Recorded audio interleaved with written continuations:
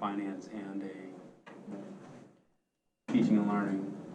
Again, I think to Emily's point, I think we want to have diverse perspectives. We want to have balanced perspectives. We want pushing and pulling, no matter what the committee is, board sanctioned or staff sanctioned.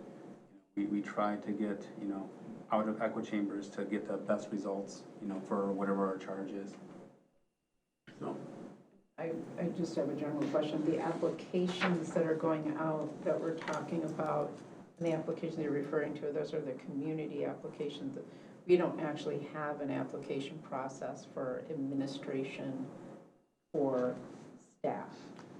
We did plan to send it out to staff as well, to submit for their if they would like to be present for that. So they do have that opportunity to share who's interested. Okay, then we can make a decision based upon who, like you said, fills out the application. Or go out and recruit more if we don't. There you go. You can offer candy. Free donuts.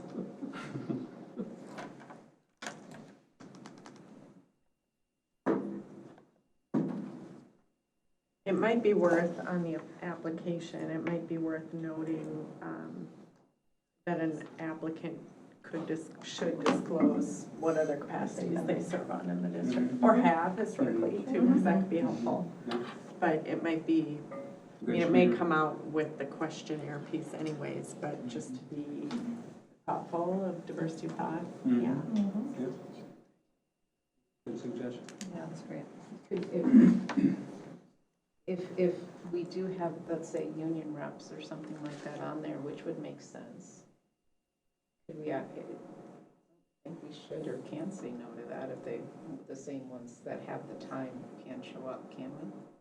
I don't know if we want to. Again, I think we would just have to know who's all interested and then have those particular conversations to figure out how we can form the representation. We also have some structures in place where some individuals have the opportunity to be at meetings during specific times, and others wouldn't have that flexibility. So we would just need to take all those into consideration when seeing who's all expressed interest. Well, and something to consider also is that not all teachers are part of the union. So if you have just because you have a teachers union representative, they're not necessarily representing all teachers.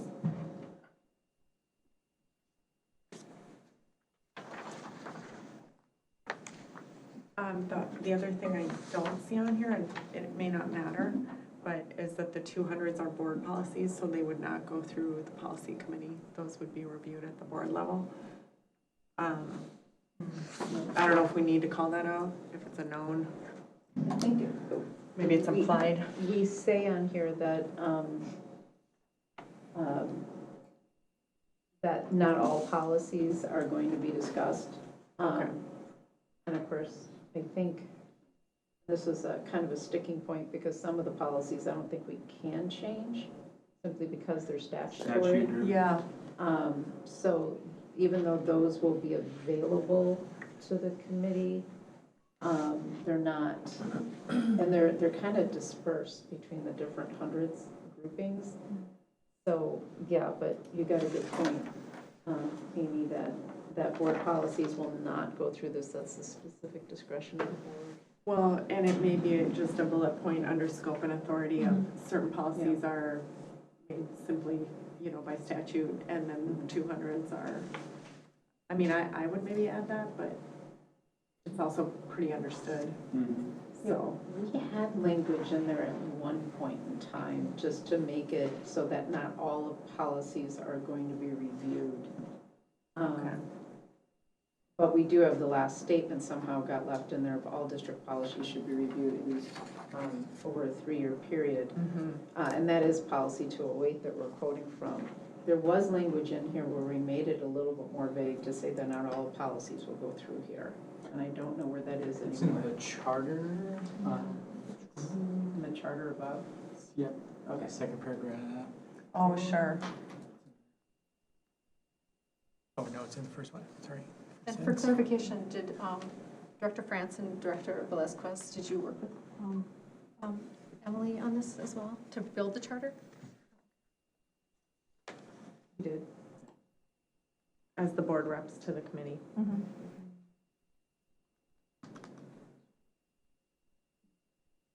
I think we can call that out a little bit more defined.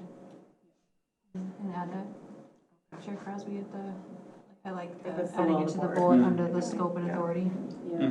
Yeah, that'd be the appropriate place for it. And I thought we did have something, but I'll have to go, I don't know, Emily, you have the master, I don't know all the changes that you, because it's really your policy, but, I thought we did. At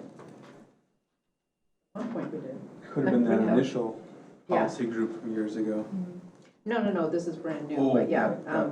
we had some language in here that did get changed when it went through review, and I You don't can know go what through happened the to that. version history and find that, or Okay. Yeah. at the very least, just add that call out. Yeah, Is the I board, think that's a great does idea, the board like that personally. direction? I think it makes it very clear. Because that was actually one of my questions as an example. And the library resources and things like that, that policy came to mind simply because it's fresh. But this one wouldn't go to this committee, correct? Because it's a 200? That's a that was 600. a 600 one. Or, I'm sorry. That would go to the So, committee. an example, of something that this committee would look at and then bring us us recommendations based on what they, and maybe it's there now, but, that's a good example, correct? Yeah, the 600 would go through here unless it was statutory. The only thing that definitely would not go through here, I think, is the 200s. Is that correct, Emily? Yep. Yeah, because they're board. Right.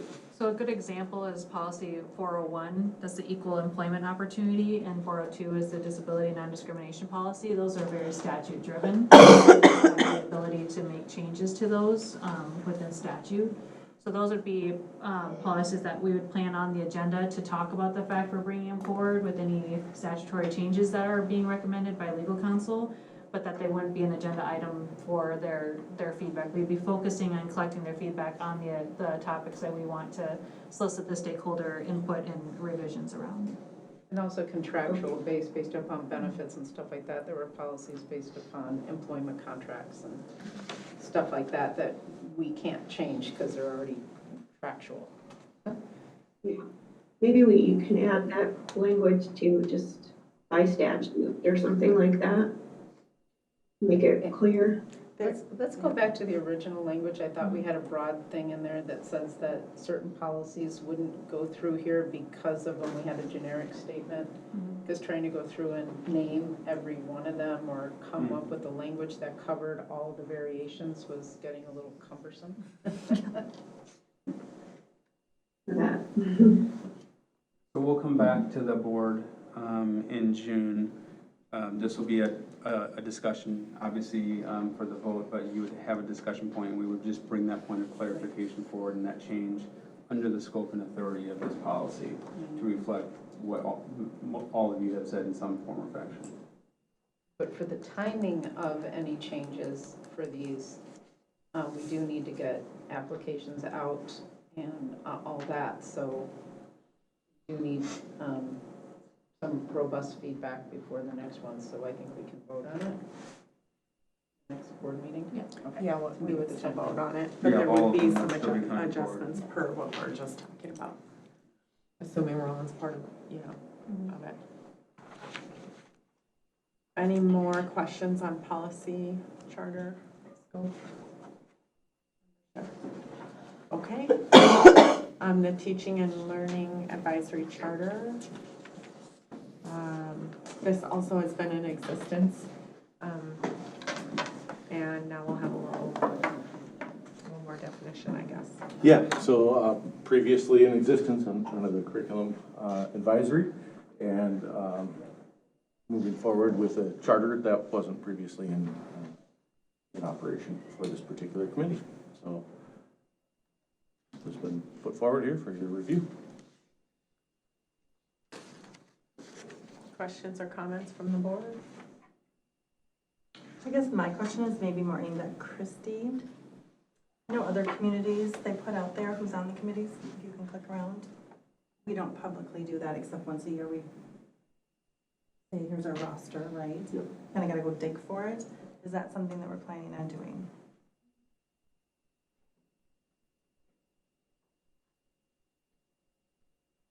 I'll just share, it's certainly something that, there's nothing that would prevent us necessarily from doing that. Particularly if they sign up for the committee, to know that your name will be, I mean, it's gonna be made public once we present the roster to the board, so it's public, so to speak. So, could be part of the running record of each committee. Yeah, we definitely could explore options for the website. Easier, if that's the board, I'm happy to make some adjustments for that. Well, and I think even making the committee, dates of the meetings a little bit easier to find on the website as well. Because I think there's a lot of people in the community that don't understand that these committees are open for the public to attend. You don't have to be a sitting on the committee to be able to attend. Yeah, I'm calling that out.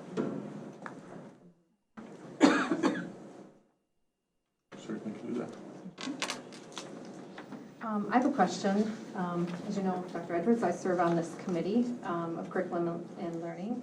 And so you mentioned that this is a new charter, and I guess I'm a little surprised that I wasn't included in helping to write the charter, as I know that the other board members helped their departments work their charter, build their charter. So with that being said, I'd like to better understand why there's no committee members or community members included in this charter. So this is a charter and a committee that is for the purpose of teaching and learning, and those who have students that are in the system. That's why we have focused it on parents specifically. Students who are parents, guardians who have students currently in our schools. That was the decision. And so who made that decision? That was a decision that Dr. Thomas and I consulted on.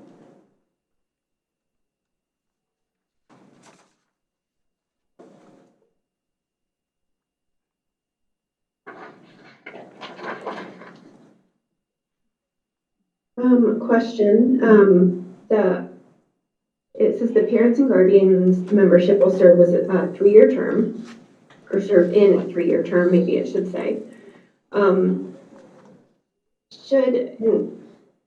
Where does this come? Because I know like board members, for example, are assigned the board committees in January for a year. So is there any way that, and forgive me if this isn't a policy somewhere, but is there any way where you can say like, I would like to serve a 2nd year, or a 3rd year, or things like that, since other members can serve for 3 years? I'm not saying it's good, bad, or indifferent. I just, that stuck out with me because there's a couple of people who are only on it for a year. Well, Just curious to the thought process. actually, Jess, we do encourage board members to stay at least 2 years, because the first year, particularly the first year they're on it, is a lot of learning. Yeah. And so Right. we usually don't change it unless somebody makes a request to get off their policy, get off their committee and move to another committee or something like that. And then, I'm gonna let Dr. Edwards, I was part of the finance committee one when it first got started, so I understand the continuous thing with people in the community and learning, but I don't know what your position is, so I don't wanna go any further. Yeah, no, that would, I think a multiple year for board members would be helpful. Should that be the will of the board as a whole? I think she was addressing, Jess, did that answer your question? Because I think you were addressing community members, or like parents as well, being the different terms. Yeah, and Correct. I think the reason for the terms is that typically year 1, learning of the kind of the role and understanding what that looks like. Year 2 and the 3 doesn't, certainly we let people off if they want to be off sooner than that. But the goal would be to have some folks in roles, parents specifically, to be experienced parents on the committee and bring in new perspective as well. Thank you very much. And then on the list of the different board liaison, 2 members, superintendent, executive director of academic services, building administration, elementary and secondary, I don't see a number indicated as how many would be selected for that, as well as teachers and staff. There's no number indicated there as well. how many would be part of the committee? So currently on that committee, we have a administrator from each level, elementary, middle, and high school. And we have a teacher from each level as well, for a total of 6, 3 for each of those. Certainly, we can list a number if that's desirable. I don't know that that is necessary, but we can certainly add that if we'd like to. One of the keys here with the number of parents that we're shooting for is we want to be aware of the size of any working committee, so. But certainly don't want to limit it.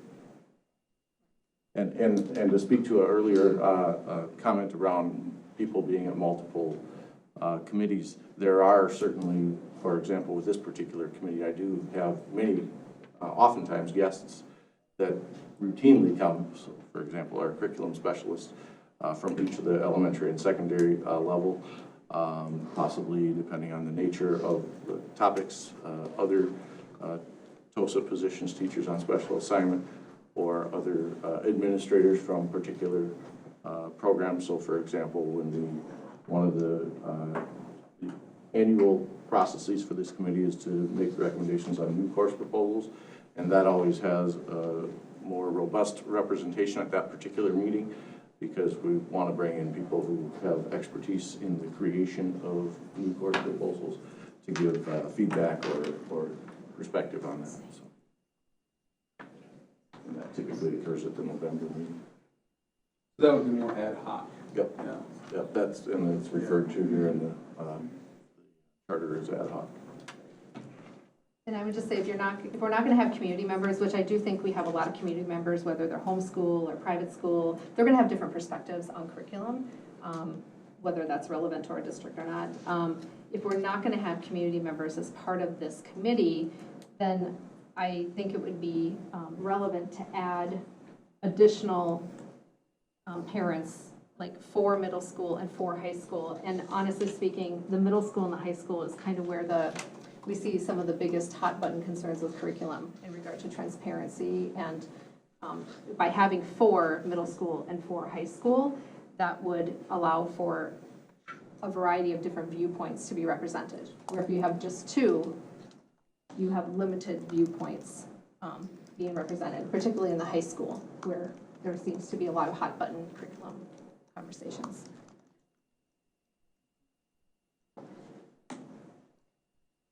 Dan, I've got a question. We used to have a student liaison. Yes, we did. Thank you for that, catching that. And we have struggled to have consistent attendance from that role for the past 2 years anyways, I can speak to. We have had a person last year that came to one of 5 meetings or 6 meetings. We had a person come to 1 meeting this year. So it is definitely would like to, and probably should add that here, to have a student from the high school. We worked with with our rep to designate somebody, but we have yet to have somebody come. So I'm thinking about the conversation earlier in the fall that I had with student council. And I know they were going back and forth as to their representation and things of that nature. And I'm wondering, could this be something that's written into the vice president's role? Position. So the president's role sits, at the dais. Maybe the vice president of the student council sits on, this. That's a great idea. And actually, they'll be bringing in new membership to their student council here yet this spring, typically. And I think they designate that in the summer, so. Honestly, I kind of think they forgot. They were all interested, and then all Yep. these other flurry activities. They got busy. Lifetime. And they're I'd almost be interested to get their perspective on the policy committee as well, since so many policies impact students. If you were to add them, I'm not in charge of that committee, but.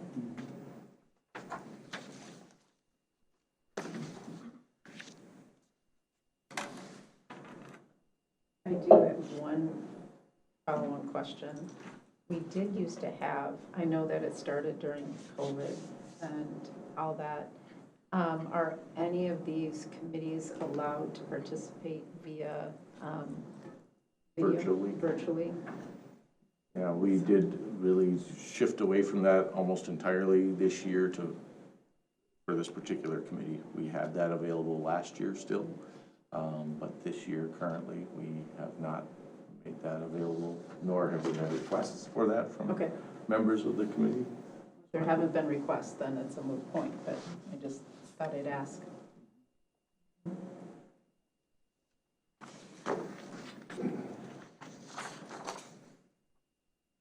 Other questions or comments?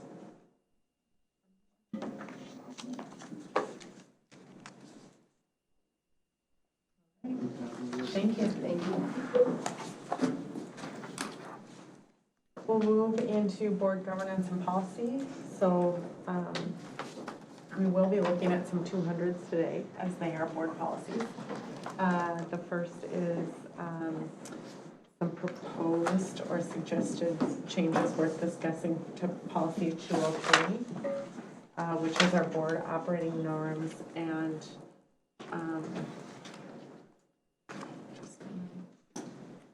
when we began our training in the winter in January with our new board members and then went into our board development session in March, it became pretty clear that we needed some more understanding and definitions around our norms and what we want our norms to be as a board. So that's what opened up our first draft into 203 for the whole board to weigh in on. And as we were working on what some of the potential changes could be, right? It became clear that this would affect 209, which is the Code of Ethics. They're very closely married. There's a lot of similar language in both. So we just wanted to be sure to not ignore that and make sure the board's aware of both and that when we're talking about one, it's probably going to impact the other. So that's where we're starting our conversation today. You board members want to jump right into questions? I know everybody's reviewed it pretty thoroughly. We can walk through some of the changes. Chair Crosby, what I'd like to understand from Chair France is that this policy, and I appreciate the background on that, but Chair France, this policy was voted on in December at 1 hour and 29 minutes by both you and Amy. And there was very little discussion back then about this policy. And this policy has been in place for a while. And so as a long-term standing board member, and you voted on this policy, you voted yes on this policy as it stands, I'd like to get more clarification as to what changed since the beginning of the year that has required such a drastic change to this policy, which appears to limit transparency and accountability for board members. And I'd like you to please share specific examples of what has changed since December of why this policy changes are being recommended as you and as Director France and Chair France worked on this policy together with the changes that you're bringing forward. So let me just back up for a second. This is a starting point, right? And the whole board's gonna have to come to agreement on this. It's a board policy, right? And we vote on these. The background, I think I laid out for you, but the background, when we came forward with the policy in December with the old board, right, the previous board, there weren't a lot of changes. And there were quite a few people on that board who'd been around a while and behaved by certain norms. As we got into a younger, newer board, a less experienced board, and especially in our March board development, we had a pretty robust discussion about revisiting the norms so that we all kind of understand who we want to be and how we want to behave. So that's how we got to today. And if you have more, I mean, you can elaborate some more too. Yeah, and my recollection of the reason why I brought it up for a thumbs up over a month ago, and I did get thumbs up from everybody to revisit this, was because we put it on the to-do list. And that was the one meeting where Chair Crosby wasn't present. But it was planned because we had brought it up in our board development session and we had put it on our list to actually revisit this. So here we are revisiting it, and we did get a universal thumbs up to go back and revisit it. Yeah, and I guess I don't understand why, unless I'm not hearing you correctly, Director Atkinson, why it's a bad thing for a new board to spend time reviewing it, because it feels like if we don't review it, then we're not being transparent either, because we did vote on it in December, because I think we had to, correct? Yeah, our old We did. policy said that In we the had to get through the 3-year 200s cycle. by the end of Yeah, December. That and was, so had we had the choice, could have we pushed it forward, that would have been great, because then we would have a new board and everyone could participate in the discussions. But I think we had to vote on it, and the thumbs up to bring it back up should be an opportunity for us all to say, we've had a lot of questions, there's been a lot of growth throughout, I mean, so I don't understand, I mean, unless I'm misunderstanding you. I think it's a great thing to bring up a policy, especially if we're gonna have to bring it up every year anyways. Why would we not do it sooner? It's in the 3-year review cycle, but yeah. Yeah. So definitely, it is something, but I think as we go through, we can talk about areas of concern that you might have around transparency. Transparency and accountability, correct. Right, so if you have something you'd like to highlight, we can get that conversation going. And then I'd like to also state that all board members on this board have equal rights to oversight and responsibility. Yep, as stated in policy. Correct. So do you guys, would you like to go through, do you have items you want to pick out that you have specific questions about? I think in being fully transparent with all the changes that you're recommending to the policy, I think it'd be important, you did a nice job of highlighting in yellow the things that are new that you are adding to the policy, and then cross out, take out, remove is also indicated on the policy. So I think if we start with the yellow, Yeah. and maybe you can give some rationale behind why you're recommending these changes as Sure. new changes in the policy. That would be helpful for us board members who weren't involved in the conversation as to why you are recommending these new changes. Right, so this is a great opportunity for everyone to get involved in the conversation and have Yeah. input. So the first 2.3 reads, any conflicts based upon the personal interests of any board member, period. So we thought it would be wise to add including relatives so that we are sure to really think about our lens when we're addressing issues. at the board governance, we talked at length about the difference between the parent hat, the community hat, the relative hat, et cetera. And in the past, we have had many board members who have had sisters, husbands, you name it, working for the district, as well as all of us at some point in time have had kids. And our goal was to basically separate those two out and have one be a board hat and one be the other hat. And so we added including relatives on here. And that was directly coming from our board governance comments and confusion about, you know, when do I wear the parent hat? When do I wear the board hat? When do I do this? When do I wear the, you know, my sister in one case a few years ago was a teacher here, that sort of thing. So we were just making sure that it wasn't, you know, confusing at all. So we just added including relatives there.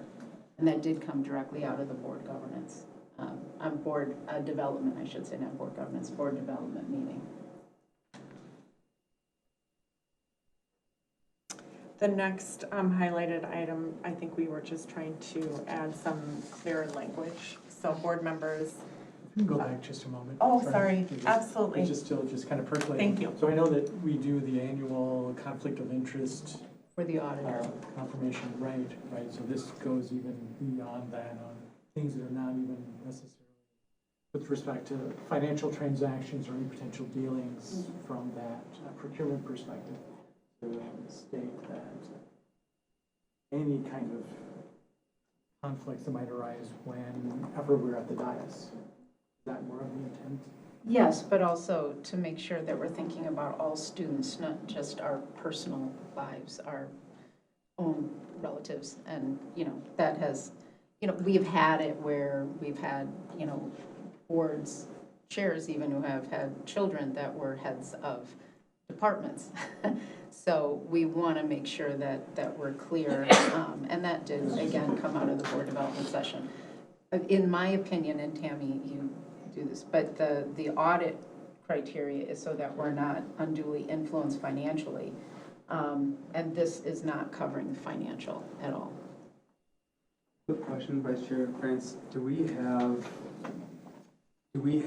don't have a general nepotism policy that's applicable to everyone? Not to my knowledge. Correct, there's, Not to not my to my knowledge either, I've not seen that yet. I'm just curious. So that would be the next step. For employment meeting.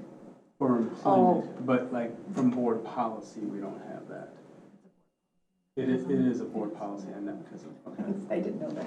Okay. Which number is that? If you recall? I'll pull it up. Okay. Sorry. I was just curious, I was trying to find that specific piece. I think it's under the employment of all staff one. Okay, Speaks to nepotism. I don't have that. no worries. Okay, we'll keep moving and we can come back. The next is just cleaning up the language a little bit. Board members are encouraged to express their honest opinions and beliefs about issues. Honest disagreements are legitimate and have an appropriate place on the board. I think the intent there was to clean up the language, and it felt repetitive, if I recall.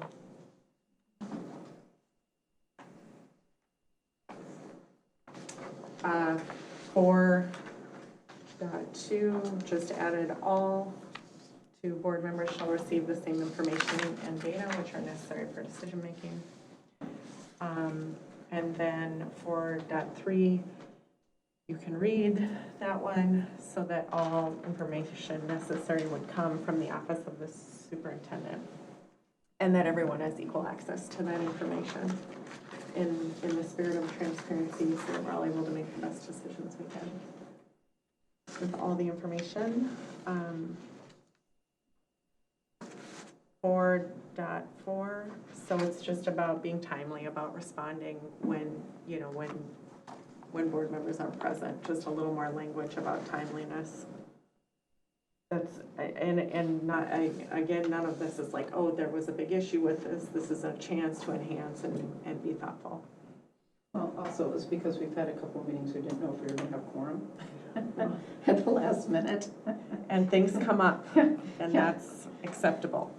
Yeah, but it's about communication too, yeah. 4.8, board members shall ensure the Can we integrity go of. back to 4.5, please? Absolutely, yeah. 4.5. Okay. The word of was taken out, Okay, where, or? Is it or or of? It's or. Okay, sorry. so, So, do you want to read it or don't? Oh, there it is. I can see it, but Oh, it's the I think it has been and. I think that is the original copy. Martha might The know. or was striked I out. can the look or was online. still there. I think you're right. I don't think the we touched original that. copy sits like that, and I'm gonna look online right Yeah. now, I think just it to be was sure. or for a long time. It was or, and we changed it to and a few years ago. Yeah, so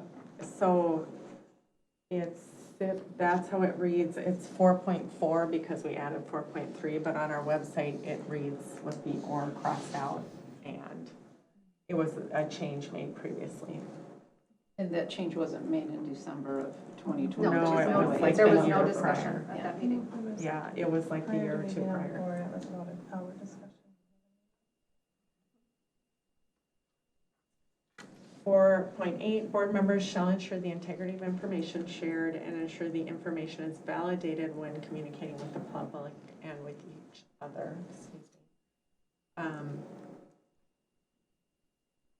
Very straightforward. Definitely overlaps with ethics about making sure we're being factual in our information sharing. I had a question about that one. I don't know where it is in this policy, or maybe it needs to be added, but in regard to integrity, is there anywhere that states if a board member were to share information in a private group? that Oh, before, on social media? like private data, like data, board data that's not revealed to the public, that is shared to a private, like a Facebook group or a private group. Like, how do we protect the integrity of the information that, how do we uphold the integrity as a board member of the information that we're shared, knowing that it's not going to be shared before it's supposed to be shared to the public in private groups? Or with the public, you know what I'm saying? So I'm not following that because, first of all, any information that's confidential, like something we're gonna go through tonight, it's actually, if it's discussed in a closed meeting, or has something to do with employees, it's illegal, but just about everything else, I believe, is subject to FOIA anyways, isn't it? I'm not sure. If it's not part of personnel or student Right. record. I guess I can give a more specific example. So let's say, you know, we get our board packet on like Thursday, whatever day we get it. And if a board member were to take that board information and share it with someone before it's shared with the public on Monday at noon or whatever, that's what I'm referring to. Like, where is it stated that we really shouldn't do that? I mean, we need to uphold the integrity of the process of keeping data or keeping information private until it's shared with the public.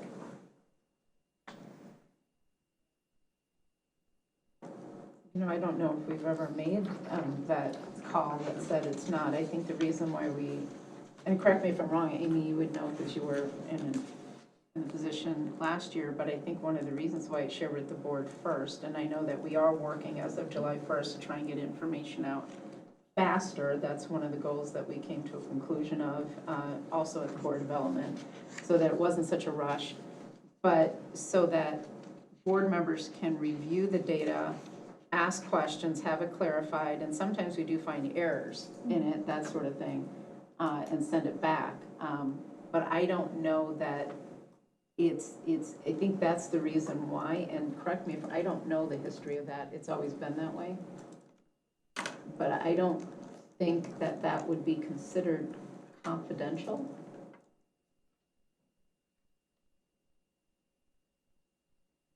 I would ask legal. I know it's not Can I open just to the ask a public, because we're still clarifying making question? changes to it.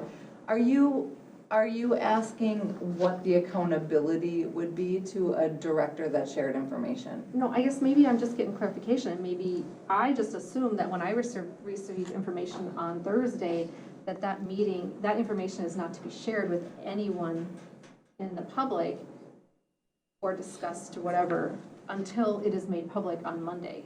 So if that's not the case, I want to know. So the agenda is shared Thursday at noon. Or the board No, the packet agenda is shared on Monday, and the board Sorry, packet is Monday, shared, yeah, sorry, Thursday. yeah. I mean, my understanding is when the board packet goes into board book, it's available to the public. No, it's No, not. No, I'm until sorry. Monday, not until till Monday. None for Monday. Okay. And that's so we can Like ask 3 o'clock. questions and make And go back. clarifications. That's what Okay. I always understood, but it's never been memorialized that way. It's because we Right. don't know if and we have found things that have been missing or things that weren't updated. And there's stuff that simply sometimes isn't ready.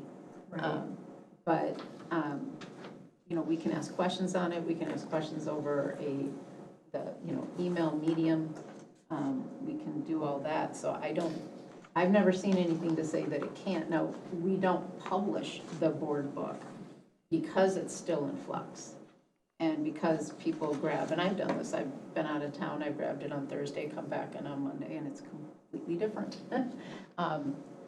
So I think that's my understanding, one of the reasons why. And Enrique, what is yours? And I'm sorry for calling you out, but that's what I No, thought. that's great. I was kind of going through it and trying to recall, because I thought, yeah, the agenda is published, made public on Thursday and. Monday. The agenda is sent out to us Monday on at Monday. yeah. noon or whatever, Yeah, yeah. and we are trying to get that out, so we have an annual agenda and all that kind of stuff, and then get this information out sooner, starting next year, but it is it's a tight turn, but there's also a lot going into it every time. Yeah, my recollection is that board pack and the board information, it's not for public dissemination until it's ready for public. Yeah, That was my understanding as well. So that's why I want to just get clarification around that, so we make sure that all board members are aware that that is part of this, the policy Yeah, and what's and- expected. And I would just maybe add to that, so I think those of you who have been part of the board have grandfathered yourself into past practice. Just, this is what you've done. It's not necessarily been explicitly stated. I think that's what you're asking, Lisa, I'm just here. trying to get clarification on what is right, to be Right. honest with you. And so whether it's the board packet material, or there are other times where I may send a memo to the board and saying, this is information that will be shared with staff. Please do not share, right? So you all will get things in advance of the public. I don't know if it states that in here. We usually preface that when we send that kind of information to you. I think there's multiple pieces of data that you all may receive that's for your board purview only. That's not to be disseminated or discussed with anybody else. It's for your situational awareness or your governance awareness. And I try, from my vantage point, anything that comes from us, we try to preface that. But it's not, I don't think it's just relegated to the board agenda. I think there's so many other data pieces. So I think what I'm hearing, and I'm not trying to put words in your mouth, what I'm hearing is a broader question of how explicit will you be in 203 about information that you receive as a board, whatever that information is, that's for your situational awareness, and uphold the integrity of keeping that confidential. That's what I heard. Put a lot more into it, but that's what I'm hearing. Well, we don't explicitly state Right. that the board packet going out at noon Right. on Thursday is confidential. Right. The example that you gave does, and there isn't, and you're right, there's other areas that are implied confidential because they're information to the board before the public receives it, so that we're not blindsided by it, which is a good thing, by the way. Because the last thing we want is community Sure. contacting us, Yeah. and we didn't know. Right. But I think that's a question that we should be, maybe, does people want this added in there to be explicit, to say that we need to put the word, or should we put the word confidential on the board packet, I guess is the question. I think that would be a good way to, if that's what the will of the board is, I think that would be a good way to implement that. Yeah, That's a good suggestion. and I'd like more guidance from legal too around that, just to make sure we're adhering to all the things we need to be adhering to, you know? I'd also like input from staff, because they're the ones making the changes a lot of times to the board packet. And some of it does change a lot before Monday that we're all trying to get up to speed with too. Yeah, I Given think, the timing. again, you can easily put confidential and case closed on that one. I'm hearing a different question. I don't know, maybe I'm just hearing it differently. Well, I think I'm hearing that if we want something to be confidential, we're gonna mark it confidential. Yeah, Okay. well, yes, but I'm hearing a question on the table. And again, I don't want to hear more than I should be about the integrity of each individual board member with information that you have, no matter what that information may be. And it's more of like the attributes or the characteristics or the professional traits of the board in this I mean, this is the conduct. This is operating norms, and then This that is leads your- into ethics. Yeah, so 209, where, yeah. and maybe that's in 209, yeah, maybe that's where it lies, but I think that's the question I'm hearing. And am I, Right, no, it's board members shall ensure the integrity of information, and so as an Right. example, right, is the board packet confidential? And if it is, then it should be marked confidential, as is all information, just like your evaluation, when we received it, said confidential. So we all are clear that that information is not to be shared. So I think that that is a good suggestion, Chairman. And Can I this- say something? Yeah. Because when we said ensure the integrity of information, we weren't thinking of board packet, but I'm glad you brought that up, because it didn't even cross my mind. I think it was when we're sharing information out to the community, or repeating information to each other, that we have the obligation to ensure that that information is truthful, is factual, because we have had some instances, not just this year, but in the past, where, information that has gone out. Now, first of all, it's all our responsibility to speak up if we think the data coming out from the school district is wrong. That's one thing. But we need to bring it up first with administration, okay? And that is also covered in ethics also and other parts, and that's why the 209 and the 203. But when information is going out and it lacks integrity, it reflects poorly on the entire board. And integrity meaning, did you validate it? Did you at least call and say, did this really happen? Is this true? Before it's repeated. So if you hear something from, let's say, another parent or something like that, and we all start gossiping, and nobody calls the district and says, is this true? What really happened? We're supposed to be kind of the voice of the district too. So we need to make sure that stuff is valid. And also know the difference between sharing it with the public and what should be shared based upon what you find out, hence the comments from Dr. Thomas on what should be confidential and what isn't. So if we hear about an incident at an elementary school or something like that, and we start saying, hey, I heard this happen, and share it with people, it's our obligation to call and make sure we get the facts right, and not be part of what I refer to as the little red school bus. That makes sense? And we never explicitly stated that before, but we have had a couple of instances in the past where this has happened, and so we want to, and it has come up this year, so we wanted to make sure that we know that the board members' operating requirements and operating norms in policy is to validate the information.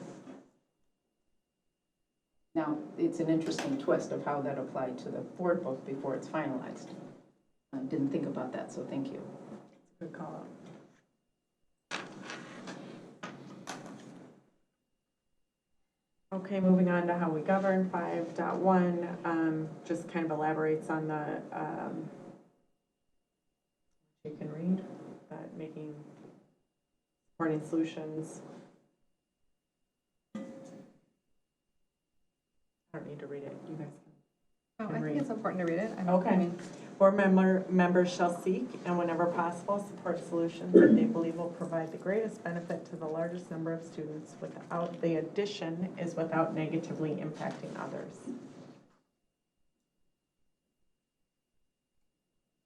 So being more explicit in that call out. 5.4 is once the board has taken action, board members shall, that is a mistake, shall abide by the official position of the district. We removed shall support and abide by.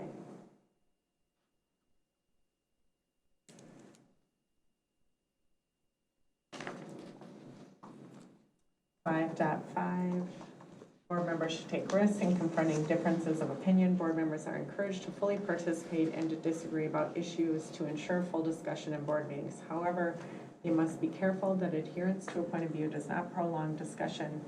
Information communicated is validated and not partisan. So I had a point written on that.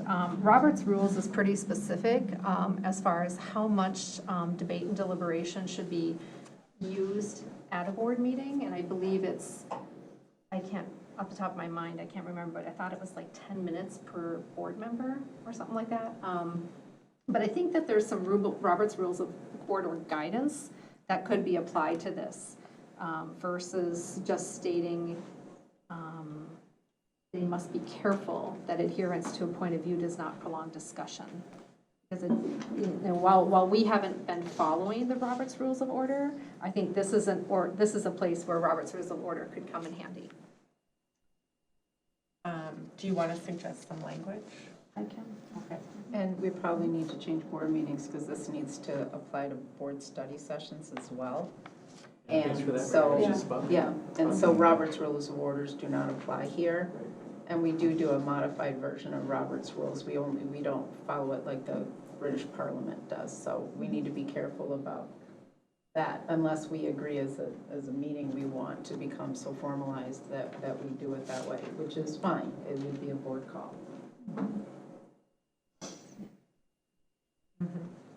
I can look and see what the restrictions are, but what it basically does is it keeps the discussion moving, so we're not sitting here for 4 hours having a conversation back and forth and back and forth, so.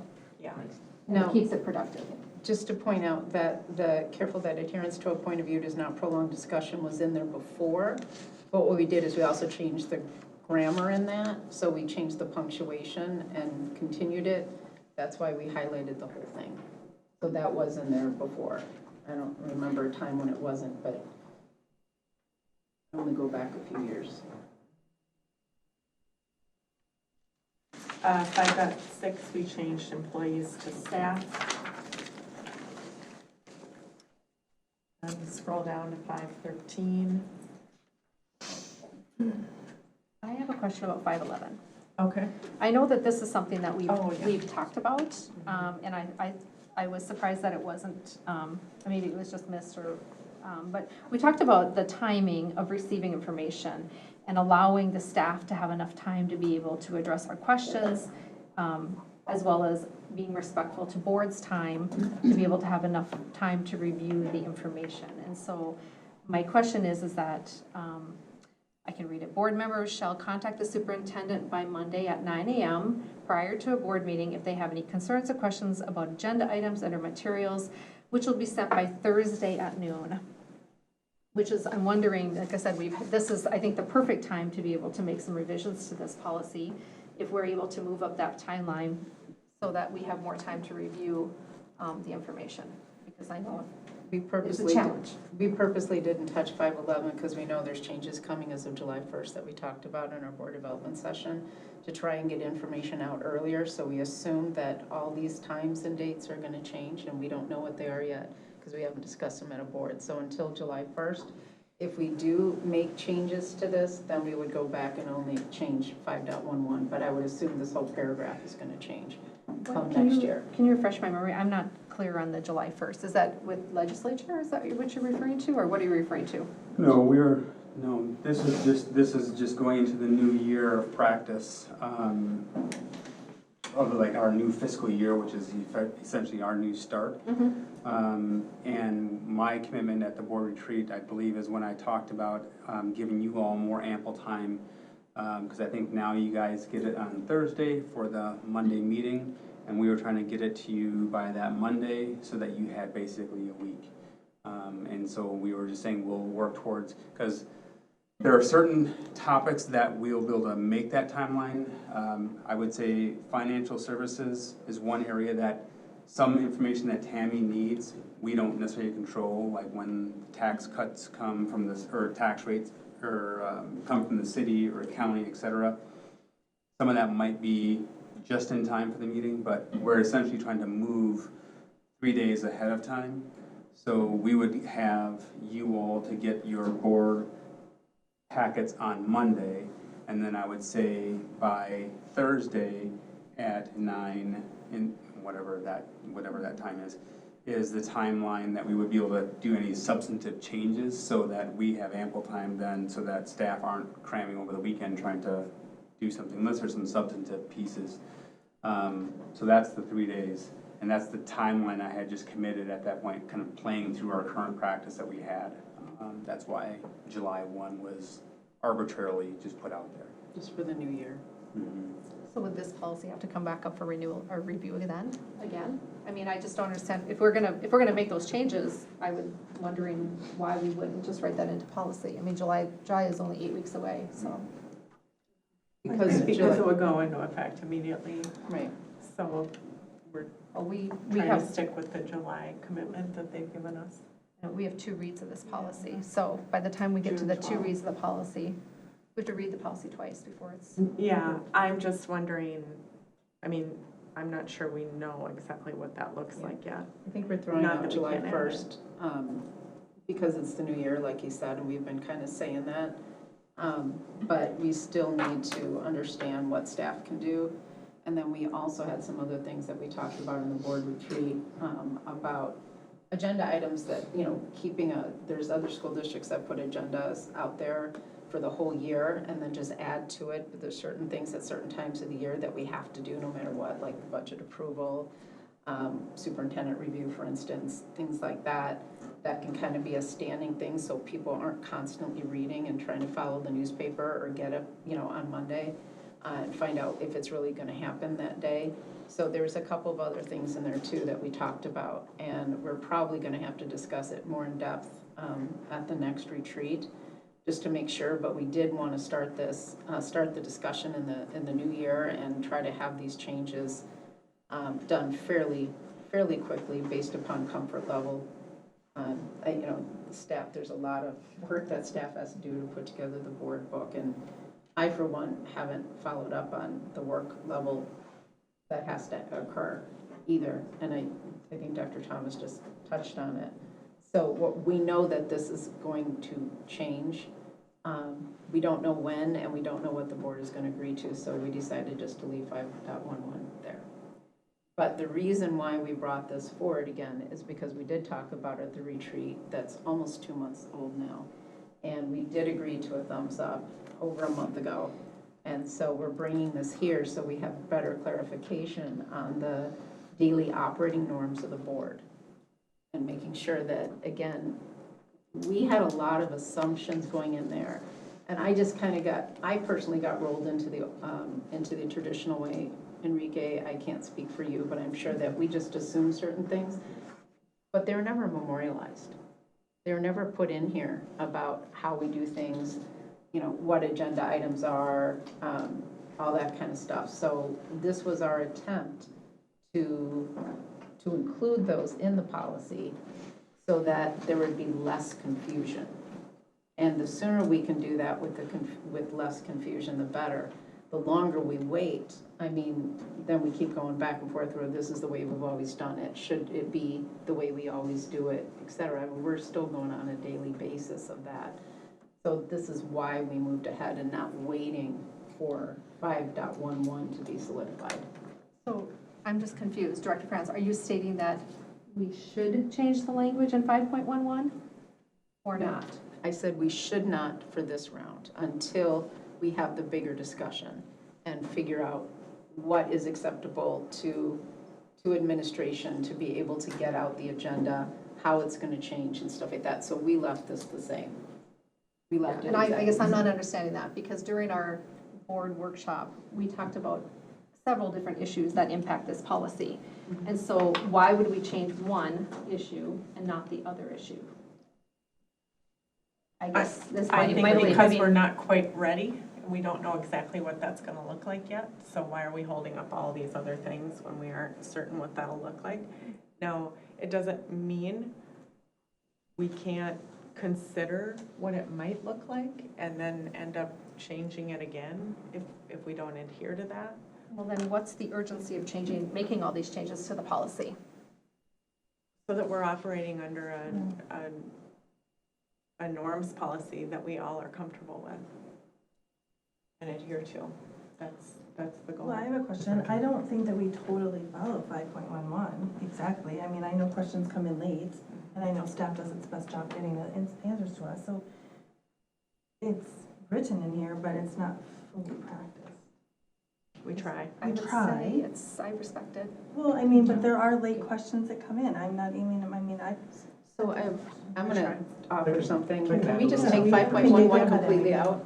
We can do that. Well, I know we're hung up on the Thursday at noon and whether we're going to move that forward. I see Thursday at noon as the guardrail, that at the very latest, Thursday at noon, we will have the materials to review in advance of the board meeting or the study session.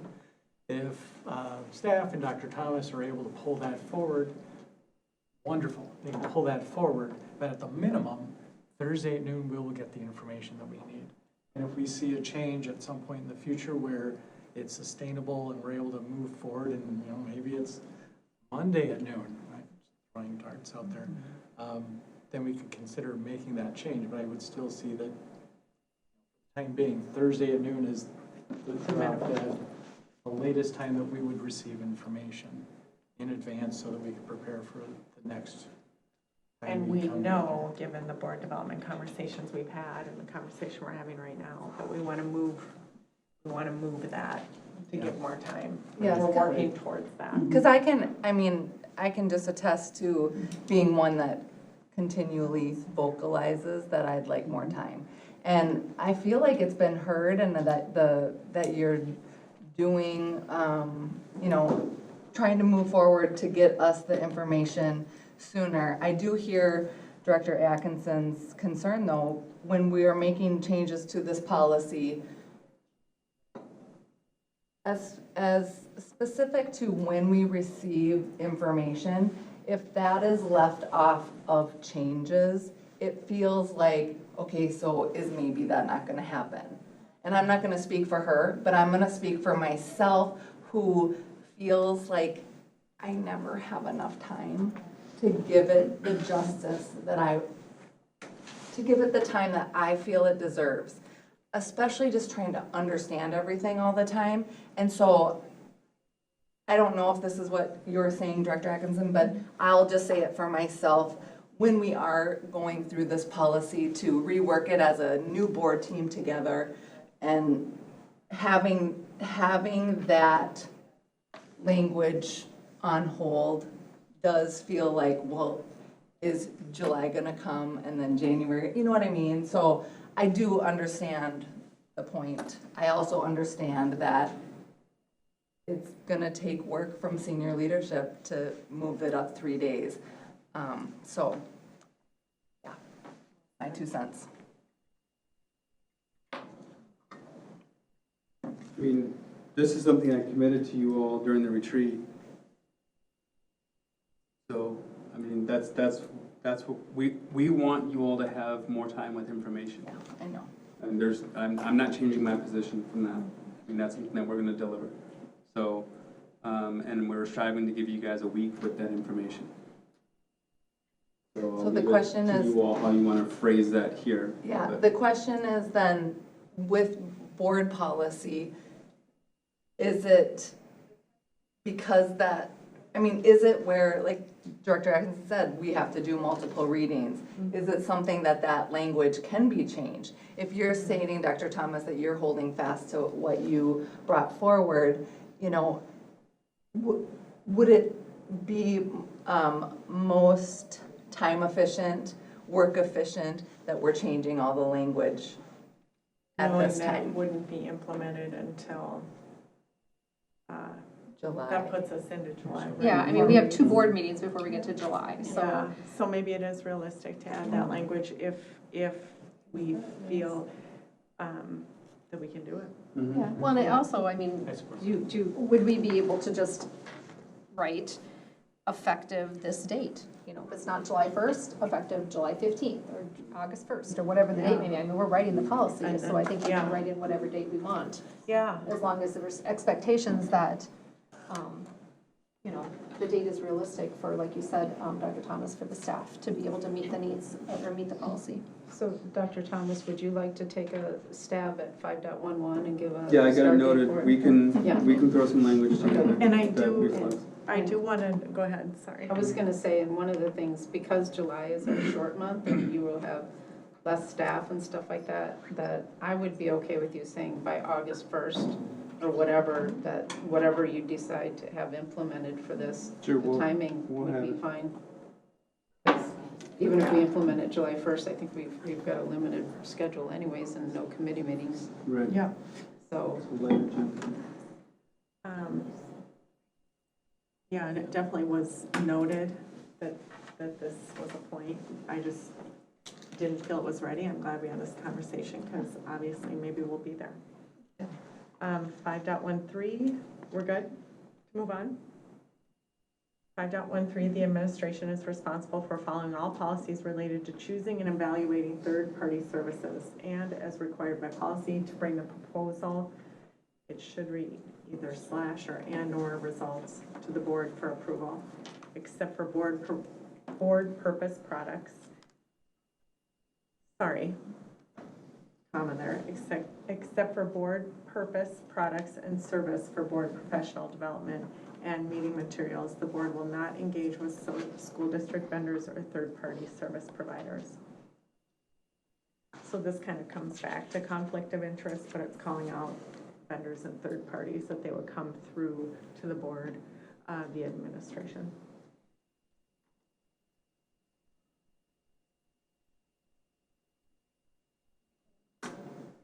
Six dot one gives more time frame to our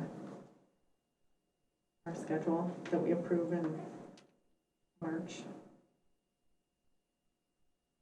Annual calendar of meetings is established at a board meeting annually following calendar year. We do that with that. That leads us to go ahead. 6.1.1. Yeah. I believe there's a change there that we may want to discuss. During our work sessions, if you go to the very end of this, end of the policy, work sessions may also be a time for either listening sessions with the public on issues as prescribed by the board, or open to public feedback. It says after the meeting. I think we changed that to before the meeting. And then it also says limited to items discussed during the work session. And I know that's something that came up. We wanted to discuss that as well. So I would just say open to public feedback, period, and omit the rest. Okay. Did you change that? Yeah, good catch. Maybe we did, might have. I could have. And then we can remove the That's why we have underline many. or I think that's old. Say that again? the underline or that's in the, Yeah, that's in the that's the current policy as original. well. Thank you. That is the current policy. Okay. Expensive words. 6.1.3, so this is all around adding more clarifications around open meeting law. I'll read it. The board is responsible for maintaining the integrity and compliance of all members. As such, the board has adopted the following rules to ensure that compliance with Minnesota open meeting law and to avoid the public perception or actual unintended violations of open meeting law. So, .1, board members are responsible for stating their intent to attend or be absent from district business committee or advisory meetings. So it's really just stating ahead of time. .2 is the responsibility of the chair and the office of the superintendent to inform members in advance of attendance on any district business committee or advisory meetings of the potential for a quorum and possible violations of statute or policy. .3, if a quorum is anticipated, the office of the superintendent or the chair will provide instructions and make the necessary arrangements to prevent a quorum, including but not limited to instructing the board member not to attend. And .4, board members, except the chair, will not send any written communication, electronic or paper, for any reason to all board members to avoid possible violation of OML. Board will validate open meeting law compliance with the office of the superintendent prior to sending any communication to all board members. So this whole piece is around getting more clarification to our adherence to open meeting law and our norms and behaviors in accordance with open meeting law. Whether it's attending meetings that you're a member of or not, then it's about communication with the board and the board chair and the superintendent, their responsibility to communicate with board members if there is potential for quorum and what the behaviors are, what's allowed by law. Then there's an email piece as well and paper. So I know we had a lot of discussion about this in the board development, when it was, in March 9th, because I have the legal document from our attorney as well. And I spent quite a bit of time kind of looking through this again today and trying to understand, because you specifically said in here that we want to make sure for the potential of a quorum and possible violations of statute or policy. And so I went back, remembering sort of what the attorney stated about open meeting law. And in this document, under open meeting law, it does state that even if a quorum of the public body is present for chance or social gatherings, that obviously a quorum, if there's a quorum, it doesn't matter if it's chance or social gatherings. The But it also states in here, and I'm just trying to find it, I apologize. There's a lot of information in here. There's somewhere in here that it states, I have to go to my other document because I also have Minnesota open meeting law. This one I do have. Apologize, give me 1 second. Oh, the law does not apply to certain types of advisory groups. So the Minnesota Court of Appeals has held that the open meeting law does not apply to certain types of advisory groups. In that case, well, they give an example, but it was not held to be, they're talking about an example for the University of Minnesota Board of Regents that held a committee meeting, and that open meeting law does not apply. And so I guess my question is that why are we writing this into our policy if Minnesota open law is stating that it does not apply to committees or advisory meetings? First of all, it doesn't state that verbatim. We've had issues where we got on an MSBA call and Jess got off because she was concerned about quorum. And she didn't need to get off because it was an MSBA, as long as we weren't discussing business. Unfortunately, someone did bring that up, but in the meeting from our team, but either way, Jess got off. And what we've normally done before that, and this is kind of going to an example of how we used to do things but never really memorialized it, is before that meeting, usually someone like Martha or someone from the office would send out a thing saying, you guys can all attend, sort of like the MSBA training. And let everyone know ahead of time, which is why we say, you know, basically the office of the superintendent or the chair will provide instructions. So everyone knows that basically all of us could have attended that meeting and it wouldn't have been a violation of open meeting law because they'd already validated that. Providing, and here are the rules, that we didn't bring up anything concerning our specific district. Because then we go into the concept of discussing board business outside of an open meeting, basically, hence the open meeting law. So I know that I personally wanted 6.1.3.3 in there because there was confusion in that one, and someone left the meeting because they didn't have to, but because we had not used our traditional but non-memorialized process of having somebody from the office say, okay, sure, here's an MSBA meeting, and everyone can show up, you know, and here are the rules, but you're not gonna be violating open meeting law if we have more than 3 members on there. So that's why that's in there, to make sure that everyone is consistently aware of when we do show up and there could be a quorum, and what the rules are for that. If a quorum is allowed, if it's a committee meeting, an advisory meeting, a training session, or whatever, we're all on the same page and everyone's getting the same information. So that's why that's there.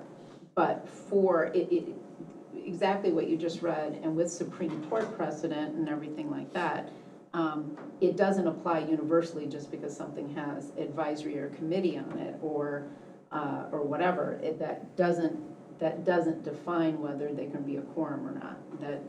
That's actually in the full packet of your open meeting law as well as precedent. So, and again, for people that have been on the board for a while, we kind of know this, but we never really talked about where those rules are. So we don't want, you know, anyone to be confused. I don't think anybody here does anyways, to be confused about where the differences lie. And I'm not an attorney, work with them, whatever. But we should, if there is a question, it really should come from the office superintendent, and them dealing with attorneys, and them dealing with Martha, and then also communicating with the board chair. So everyone's always on the same page. Even if it's obvious to us, we should be getting that information equally, so there isn't any confusion. And that's why that piece was in there. So to clarify, sorry. No, go ahead. To clarify, let's just say the policy committee is meeting. And as a new director, I feel like, oh, I want to be there, but I'm not. Member of the committee. Right. Exactly. It is my understanding that I can attend any meeting. The is this language just to, it's just for our communication purposes, so that if I am planning to attend said meeting, that I would let Dr. Thomas and Chair Crosby know, so that, And there'd be a conversation about risk of quorum and expected behaviors. because I would know, I do also, I feel like I know this just from the training that we've had thus far, is that if I'm in attendance, it is purely as an observer. Like, I am not, You're not introduced, you don't introduce yourself Exactly. as a board member, that also creates the gray area. And it puts the existing board, because it's not just that board member who showed up, it's everyone in the room that can get written up for this, and then if the complaint ever goes in, and there is an issue, then the whole district and the board suffer for that. So all we're saying is that you're right, you can show up to any committee you want, but you can't participate, you can't introduce, just like here, we're having this meeting and opening, we're not introducing everybody in the audience, because only us are participating, that sort of thing. So, and that's, And there's actually, again, this is another segment that needs to be reviewed by legal. We just haven't done that yet. That's coming. So that would help give some clarity here. They might clean up some language for us, I could imagine. right, but I want to add There's that. also a pretty large differing of opinion on the open meeting law, and so that's why I'm interested to see where, we had that presentation in March by legal and had this conversation, and, I would like them to weigh in. Well, Again, it's important for them to weigh in, because like, I want to say something, because the reason why this policy is in there is to prevent us from going into even that gray area. We should just not do the minimum necessary, because then we're going to break it. If we're constantly trying to figure out just what the law said and what we can't do and what we can't do. I'm asking us to actually consider the norms that our board wants to work under, not assume for ourselves, and actually consider the fact that other board members in there, okay, that it's not just you or me or Amy or Julie. It's when you come close to violating that law, and even the presumption that you may have and the work you've got to go through to prove you didn't, actually disparages the entire school district. And for at least 2 of the board members here, could put us in danger of our jobs. So we have to be considerate of each other when this happens. And that's one, and then the confusion about it also, and the fact that some people didn't show up because they didn't know they could, and didn't know the rules, and we weren't really clearly stating what those are. So the reason why I put in 1.3.3 and and put input into some of these other ones is because we shouldn't be trying to figure out how to just barely meet it or do the minimum and then try to argue it, because then we're all going to get in trouble if we don't actually do it in spirit as well as legal intent. So I understand that if you go back here, yes, everyone has a right to do a committee. The reason why these norms are in here is so that we actually notify the office of superintendent, usually Martha or Amy, that you're going to show up. So the necessary instructions can be consistent and also repetitive, and everyone's on the same page.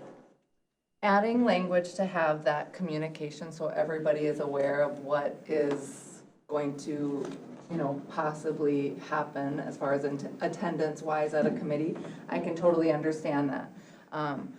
So having a language that states, exactly what the statutes and the open meeting law says, that everyone is able to come to a committee meeting.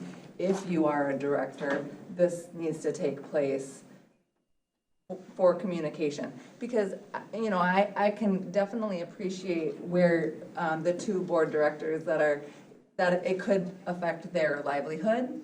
I 100% can appreciate that concern, Also, and as valid, is that everyone can attend. Right.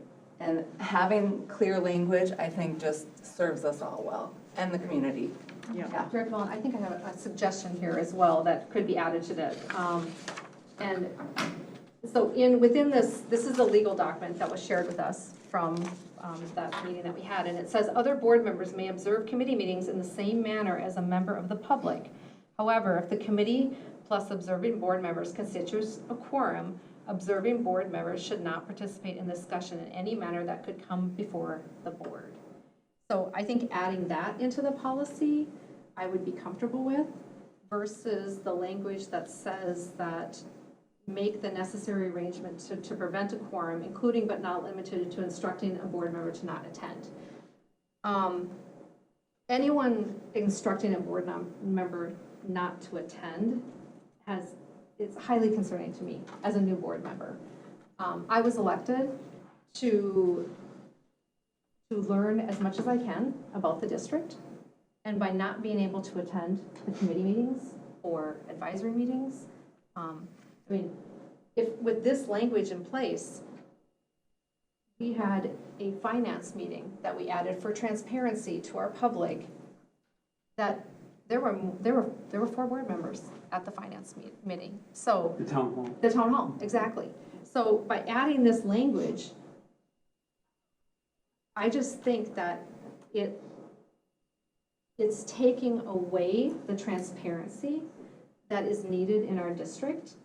And also, like I said, I feel like it's my right and my responsibility as a board member. I was elected to understand policy, as well as curriculum, as well as equity and advisory. And I have a lot of concerns. So I can respect what you said, Director France. I do appreciate what you said, Chair Crosby. I would like to see some legal guidance on this. And I think by adding in a statement that says very clearly that if you are to attend a meeting where there is a quorum, that you are not to participate, that in and of itself, written into policy, would protect us. So let me go into a little bit of detail, and I would be willing to take that part off, except for the fact of there have been already several instances of, in my whole term, we've never had an instance of even coming close to breaking open meeting law, and we've had more than a few. And one of the circumstances was when the meeting was going to occur in a room or a situation in which it wasn't even set up for additional people to attend.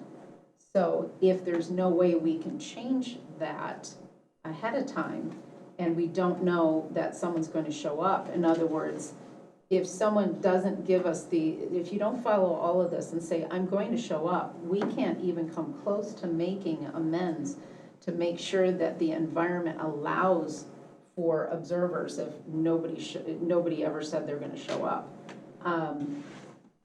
So that was why that was put in there. But if it's agreed to that people are going to actually announce in advance that they're going to be there, then there's going to be no reason to ever legally instruct a board member not to attend. And that's where that came from. So if it's redundant enough in there, then I have no problem eliminating that statement. I would agree with that. I don't think there's any reason there'd be a time that you could tell a member not to attend. I mean, that scenario, absolutely, but if everyone knows we're gonna announce that we're gonna be there, then I don't think there's any reason. And I feel exactly like you, Lisa, or Director Atkinson. We should be able to be there, but the reason this policy is trying to be put in place is for transparency, so let's strike that out, or consider striking that out. And legal looks at it. I agree with that. That's Serving on a amazing. number of other advisory boards or commissions, we're structured similar to this, where the members of that commission are at a dais or at a horseshoe of some kind, and those who wish to attend, who aren't necessarily part of that voting body, sit where we see some of our staff and then community members sitting. So that clearly delineates those that are in a seat of ability to have, not so much just have the discussion, but a voting seat versus the general public. So from the optics of anybody who's walking by, anybody who's filming, anybody who watches later, you can clearly see this person is in attendance, however, they are not part of this area. That's a good suggestion. And if there is a violation, we have a violation policy, so we follow that. Sure. Yeah. Okay, so I'll work on some language, I can work on some language with that. All right, and we will have legal review as well, but maybe I'll make those changes first. 6.10. Oh, I have something on 6.6, sorry. No, it's fine, yeah. Let's see. The board recognizes the importance of public notice of all meetings. Prior to each meeting, the district shall post the agenda on the district website, and furnish a copy of the agenda to the district's newspaper, and to any citizen who requests that information. I don't know which number you want to say. Oh, I don't know why I wrote earlier on there. I had a comment about earlier. But I guess I've had some feedback from the community. I believe we posted at 3 o'clock on Monday. And so I guess if we are, as a total, looking at moving up our timeline, you know, would it make sense to move up posting the information for the public on Monday morning instead of 3 o'clock?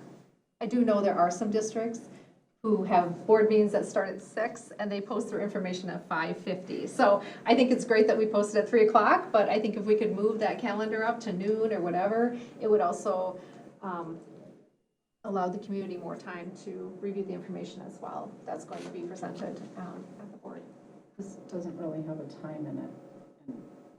The agenda is posted on Thursday at noon. The Oh, website. right, the but board 6.6, it goes Not back to the video. other number. The board packet, okay. I think this is There's just. nothing in here about the board packet being posted. Right. Oh, okay, sorry about that. I guess it didn't say, but that was just my thought process of the packet. I mean- So I apologize. I mean, we could add, Well, if we update the other one, the other section with the timing, then I think it may follow on that the board packet can be published faster to the public. But yeah, but 6.6 doesn't mention. I was just reading the night. well, it may be good to start with our July Yeah. and see how it goes, and we could add language if we saw fit later. 6.11. Oh, sorry, I have something about 6.10. That's fine, yeah. I also had something about 6.7, but I don't think it's really been an issue. Board members shall make all reasonable effort to attend all board meetings and work sessions. I think we all did a great job, but didn't know if if there were expectations to be set for attending board meetings. I know I've asked before I started, like, is there, like, are you supposed to 90% of the meetings, 80%, 75%? You know, like, is there, you know, we're elected officials, so my expectation is to be to as many meetings as I can possible, but There's something I couldn't find that in policy, so. in, There's something in another policy somewhere yeah, that there's used to have something us. in, I think it's 201, school board vacancies. No, that's the wrong one. There, about so many missed meetings than requiring, or, I don't know if required is the word, I but think- almost the word. There is something we have discussed it before. I don't know which one it's in. Officers and membership. So I'll go back to 610. Let's see, board meetings. It's somewhere, I can't remember. Yeah. We should put more policies than just 209. Sorry about that. But keep that top of mind. Yeah, because as it a, will come we can look forward through it, again. yeah. Mhm. So 6.10, board meetings, and then we struck out and deliberations. Shall So- be conducted according to Minnesota statute where applicable, and then by Robert's Rules of Order. I don't really love taking out and deliberations, because I think deliberations are an important part of what we do at the dais, and also are part of Robert's Rules of Order. So we took it to read that deliberations implied study sessions or work sessions. I guess maybe it doesn't, but that's how I took it to read. And called that out separately in 6.11. Because we're kind of deliberating right now. We're not voting, but we are deliberating pre-vote of the board meeting. So by saying and deliberations, it kind of implied that work sessions were gonna be subject to Robert's rules, and we don't subject these meetings to Robert's rules. And, so we wanted to make that really clear, because the question has come up with, especially with new board members when we first started, about Robert's rules applying to these study sessions, and we only apply them to the formal board meetings. And we didn't want any confusion, because technically, we're deliberating. And I appreciate that. I love being able to not be as structured at a work session. I think it's really helpful. But going back to 6.10, board meetings and deliberations, I mean, that's part of the Robert's Rules of Order process. And so I don't know. I just, like I said, I had some concerns with taking that out. I'm not against leaving that in, and call out work sessions later. Yeah. I don't want to get, board meeting. it was confusing to new board members, especially before we had 6.11. But if people don't mind deliberating at both the board meetings and the work sessions, and knowing that even though it says and deliberations, which are separate from board meetings, is not a work session, then I'm okay with that. But technically, we are deliberating. So when we put it and deliberations are done by Robert's Rules of Order, that means right here, right now. Then you go to the last statement, work sessions do not use Robert Rules of Order. Right. That's why we took, and that's why we made it a separate call out. We took the and deliberations, and we didn't want to bury it in there and then have the confusion in the same paragraph. So if we say board meetings and deliberations, but work sessions don't, and we put it only at the end, so when we had that in there, I counted 3 board members last time, and at least 1 or 2 this time that asked me Robert's Rules of Orders during work sessions, and it was buried in here and it didn't get called out. So all we're trying to do is make it as clear as day and not clear as mud. I like 6.11 being separate. Yeah. Oh, I really like 6 to 11 being separate. I think I would Yeah. maybe defer to legal and just see what they say.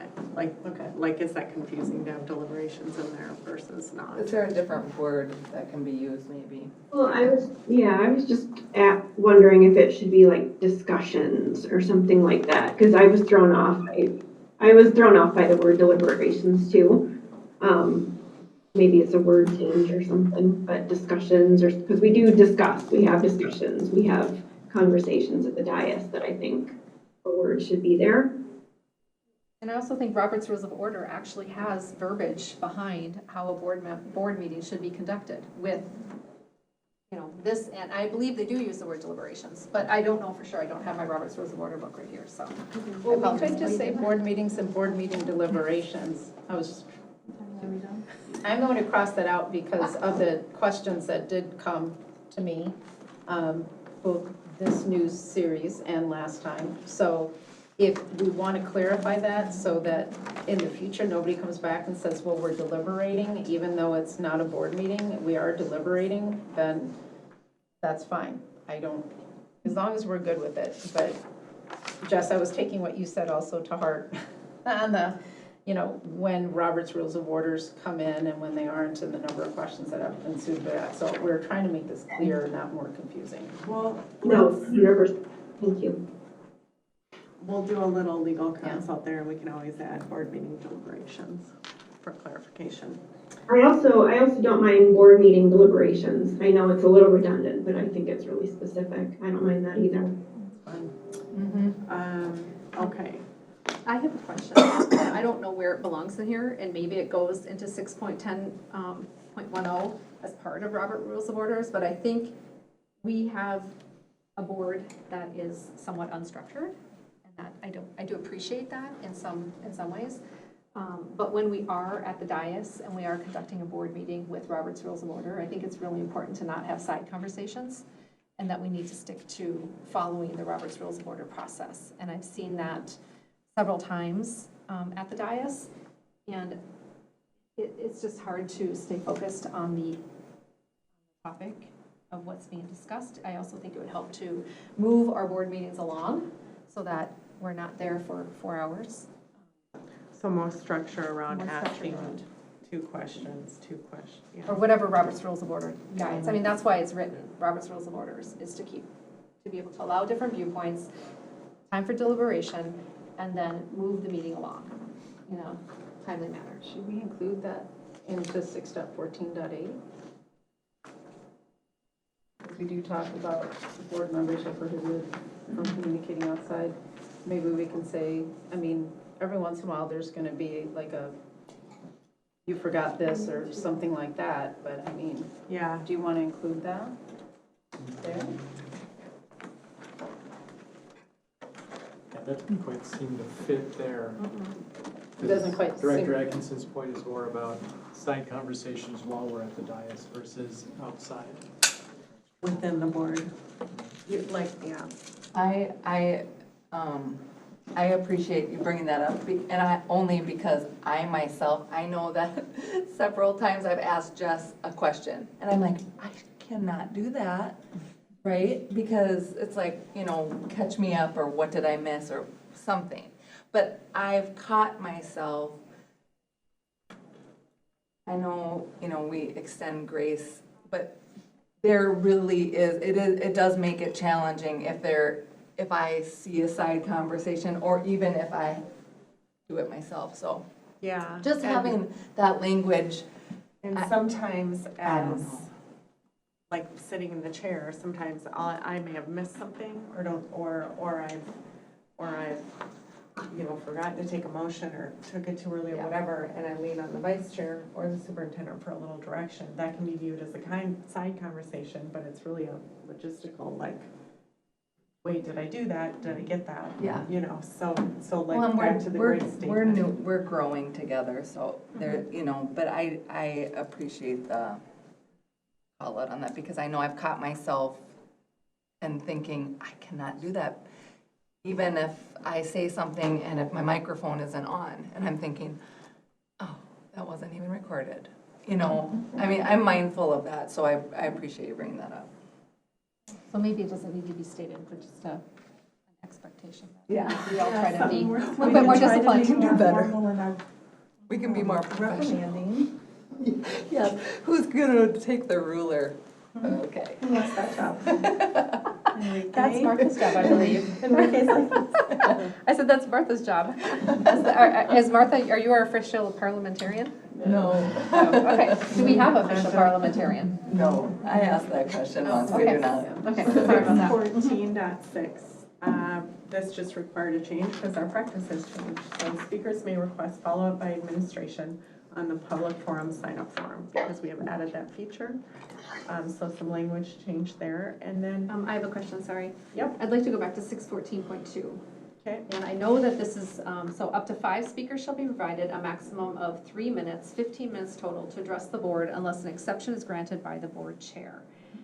So my question is this is definitely handled differently in every district. And I would love to just have a discussion around just board's feedback on this. I mean, if we're updating this policy, I think it's a perfect time to have a discussion about, is there a need for, more time?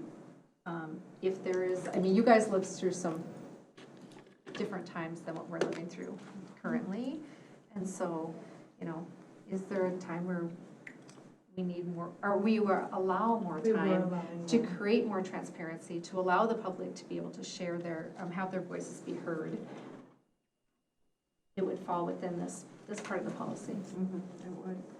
So maybe in the sign-up sheet, if there is not 5 speakers, I don't know how the exception is granted by the board chair, how that process looks, right?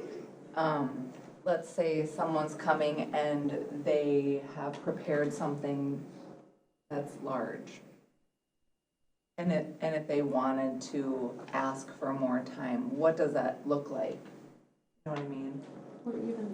Or could we allow more time, I guess is what I'm saying. I think one of the things that I heard during my campaign is that the community would love to have like an open forum where they're able to come and share their concerns. And I think, Dr. Thomas, you provided a really great format when you first came to the district by doing the conversations within the community, which I'd love to see continue through next year.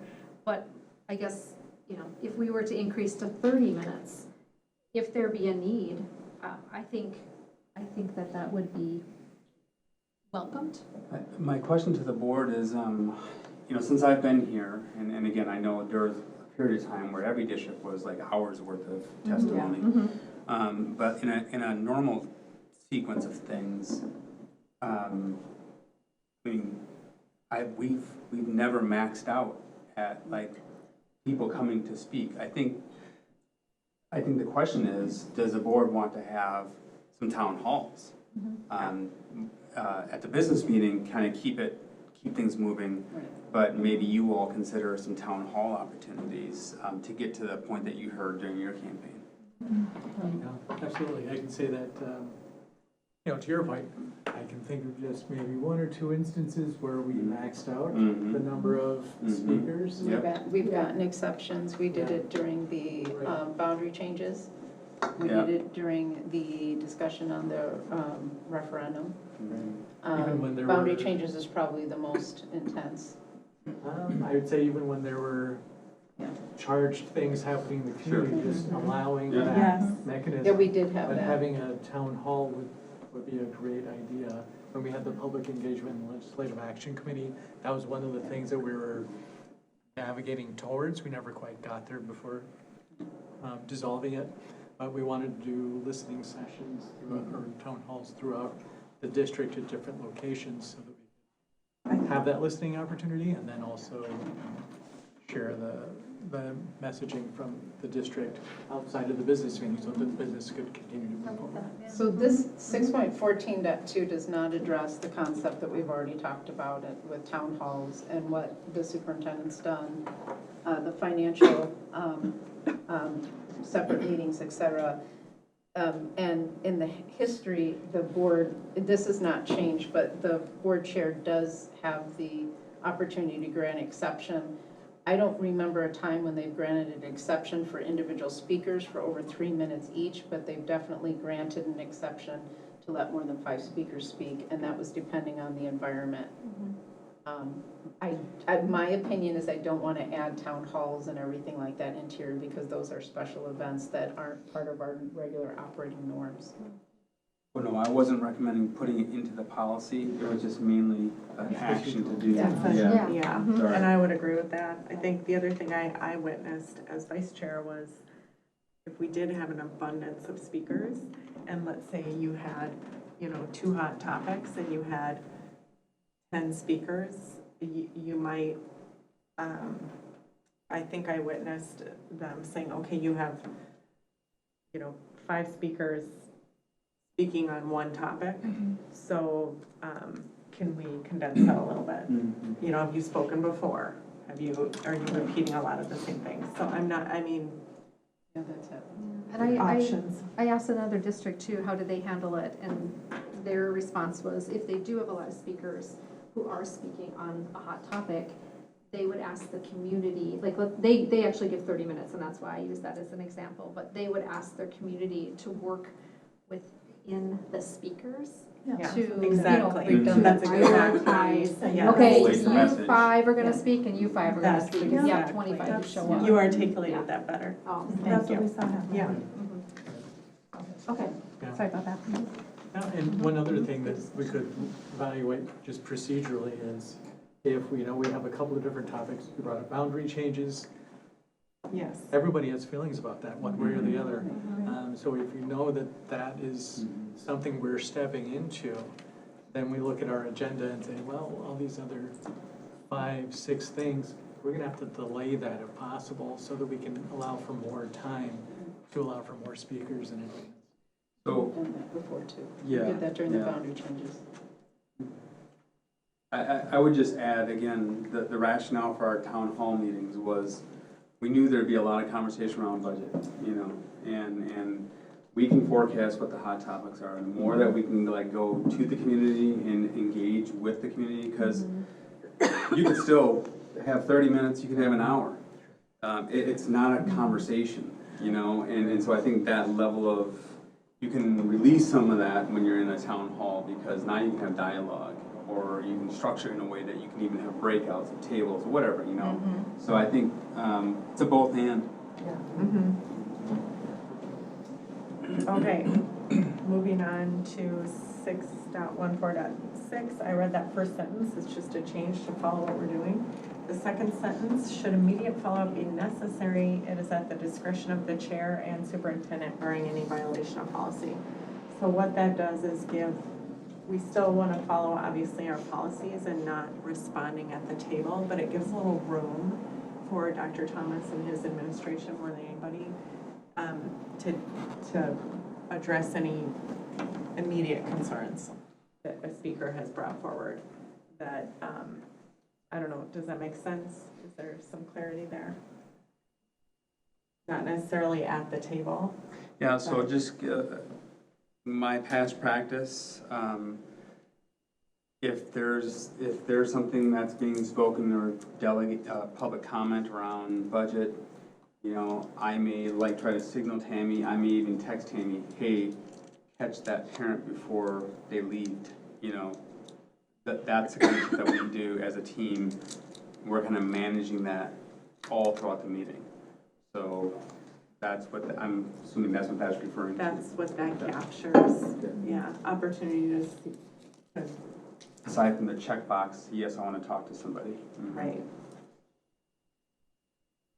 .8, instead of after a board session begins, during all board sessions, board members are prohibited from communicating outside of the public purview. The board will avoid the perception of influence on board actions from external entities and non-public communications during,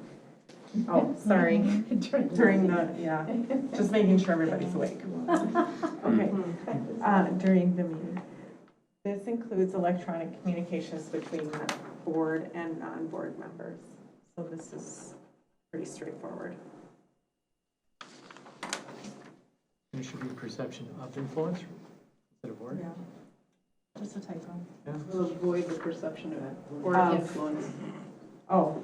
You're right, of influence, that should be too. Yes, good catch. I think you read it of. I probably did. Okay. We'll move forward. In 6.16, we call out, you know, what our school board meeting agenda kind of standard flow is. So we wanted to do the same in 6.17. One thing we still need to do, and I'd like Martha to help, is just verify and make sure that language is correct. I feel like it's a little bit off. So that any changes at the next reading would reflect, you know, what Martha puts in the study session agenda. I have two comments. Okay. 6.16. So my only question, and I really struggle with this at all of our meetings, is that policy is one of our most important works as a board. And it's always at the end of the agenda. And so, well, sometimes it takes us hours to get through some of these things, and they're all important. Is it possible to move policy up in the agenda? I don't know. I'm new, so I don't know if that's possible. So you're gonna have a policy committee that will do most of that work. That's True, that will change, correct. That will change. That changed, that's And correct. in the past, I think part of the reason that it's been that way is so that people can leave, because that's mostly board work, is to reflect the administrator's day. That's understandable. Okay. But I get what you're saying. With the policy committee, that should be a little better, I would anticipate. And then another thing is, like, I personally, like, the board and administrative reports, wondering, you know, if consider moving that up forward as well, because I think, like you said, a lot of people leave, so if Dr. Thomas is gonna give, well, Dr. Thomas, your report earlier in the agenda, or no? I'm usually at the end. At the end, yeah. Is that standard practice? It probably varies, 6 on one, 6 on the other. It's up to the respective district. My last district, all reports superintendent board reports are at the very end as well, but I don't recall from other districts, Minneapolis is at the end. yeah, so. All right, I was just curious. I always look forward to your updates. And then one last thing, 6.17, number 7, board member requests for future work session. Future agenda items. Oh, I'm sorry. Board member But- requests for future work session, agenda items. So my question is like, when we're making a request to be put on an agenda, is it always a work session or can it go on to a board meeting? That's what, you know what I'm saying, like. Usually is a work session because it's not considered part of board business. You're actually asking for it to be put on an agenda to be eventually part of board business, such as this policy. So it would start at the work session. Right, it Okay. would start at the work That's- session. Thank you for clarifying that. Yeah, and we, like I said, some of that language might change based on exactly what Martha's template is. I just didn't That's okay. have it. Then we considered adding a section on board professional development. Saying that the board will schedule professional development for board members and data retreats for district planning and strategy at least twice annually. In addition, board members will attend a minimum of 1 MSBA conference per year, which has been practice for us. That one, the board chair will determine and plan the topic and agenda for board development and data retreats. The board chair, in its own discretion, may ask for input from other board members and the superintendent. That 2, topics and speakers will be related to board professional development and governance. That 3, all topics will remain nonpartisan, non-religious affiliation unless the development and education topic are for the purpose of understanding student needs and cultures. And then further in the policy would read, individual board members may engage in training and other professional development with approval from the chair and available budget. And finally, the operating norms for board professional development and data retreats apply. The only question I had about that was 7.1.1, where it says the board chair, in its own discretion, may ask for input from other board members and the superintendent. The professional development sessions are important, and I just think it would be helpful to get input from all board members on what we feel in professional development on it versus the board chair in its own discretion. I read it more of a logistical planning piece. Knowing that input from the board is always on the table. But if we want to call it out differently, we sure can. What is the board chair's role? Is that already designated in that other policy? I know we have a couple of other policies.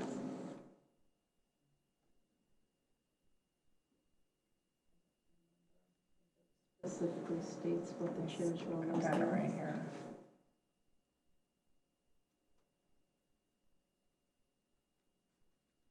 Policy 201. Running out of batteries. I'm wondering if 7.1.1 is even necessary. Sorry. Omitting it. Yeah, I'm just, So no call out on who plans board development? is it just, I would just guess that the board chair would compile, maybe at the previous retreat or at a study session, when the board professional development is calendared, whether it be, the practice is January and July or however it looks, that 3 months prior, a question is asked at a study session or through an email, or, I'm not sure. I mean, we don't want to do open meeting violation through that, so not that, but you know what I mean? So I can understand the concern, because it sounds very dictatory.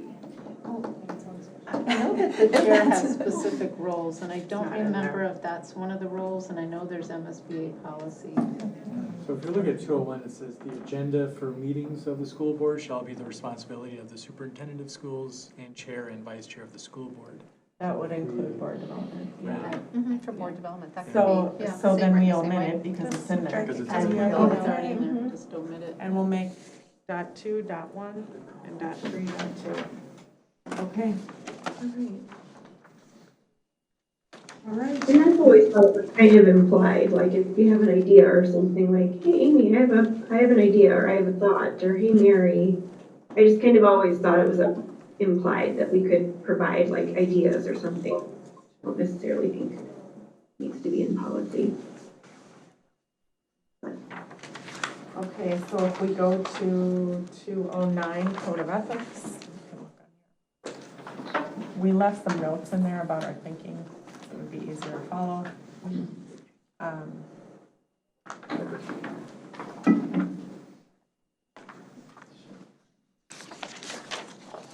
There was a couple things in 209 that we wanted, because there was a lot of overlap between 209 and 203, so we kept checking them. And then a couple of them are stated the same way, only slightly differently. And so on 209, 1.7 is kind of already in board operating norms, but it's not stated explicitly, and actually that's not even ethics, that's actually a board operating norm. So we suggest moving 1.7, we can have it in both places, but we suggest moving it to 203. And then the same thing on 1.8 kind of overlaps with 203. And then the 1.10 is also more of an operating norm, not really a code of ethics. So that's, and I think one of them is an exact duplicate. Didn't we have one in there that was an There is, exact duplicate? Yeah, between 209 and 203. And we want to avoid duplicates, because whenever we update one, that means we got to remember to update everything. So picking a source of truth, so to speak. And ethics are more behavioral, morals type of thing, and then the norms should be something a little bit more concrete, and we just found that when we were looking at both the policies, that there was a mixture of both, and wanted to keep it a little bit more succinct. So we're not asking for a review of 209, but because of the overlap, just like the overlap with 201 and all these other policies, and we've got a problem like that, by the way, with a lot of our policies where they don't necessarily contradict, but they say the same thing in different ways, and you're like, well, which one do I go to? So when we're reviewing 203, it's like, well, maybe we should start to clean up some of the other ones.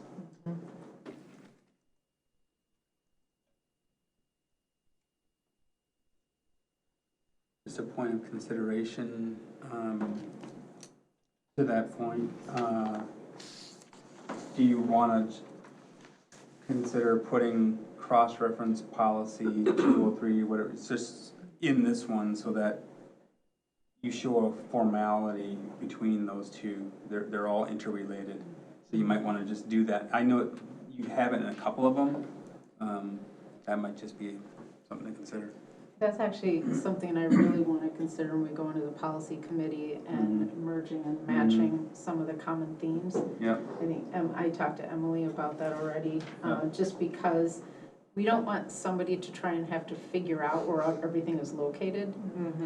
But we definitely don't want redundancy to the point where it could be contradictory either, because that's even more confusing. Absolutely. So, and I know that when we do it in the corporate world, we usually have a manual book where we combine them all together now. It says the old individual labeling and outline format is like old medical device 1970 stuff. But that's just me, because I get sick and tired of looking at them too.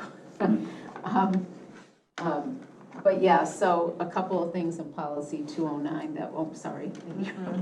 You're right, I'm sorry. To make it into a little etch-a-sketch over there for you.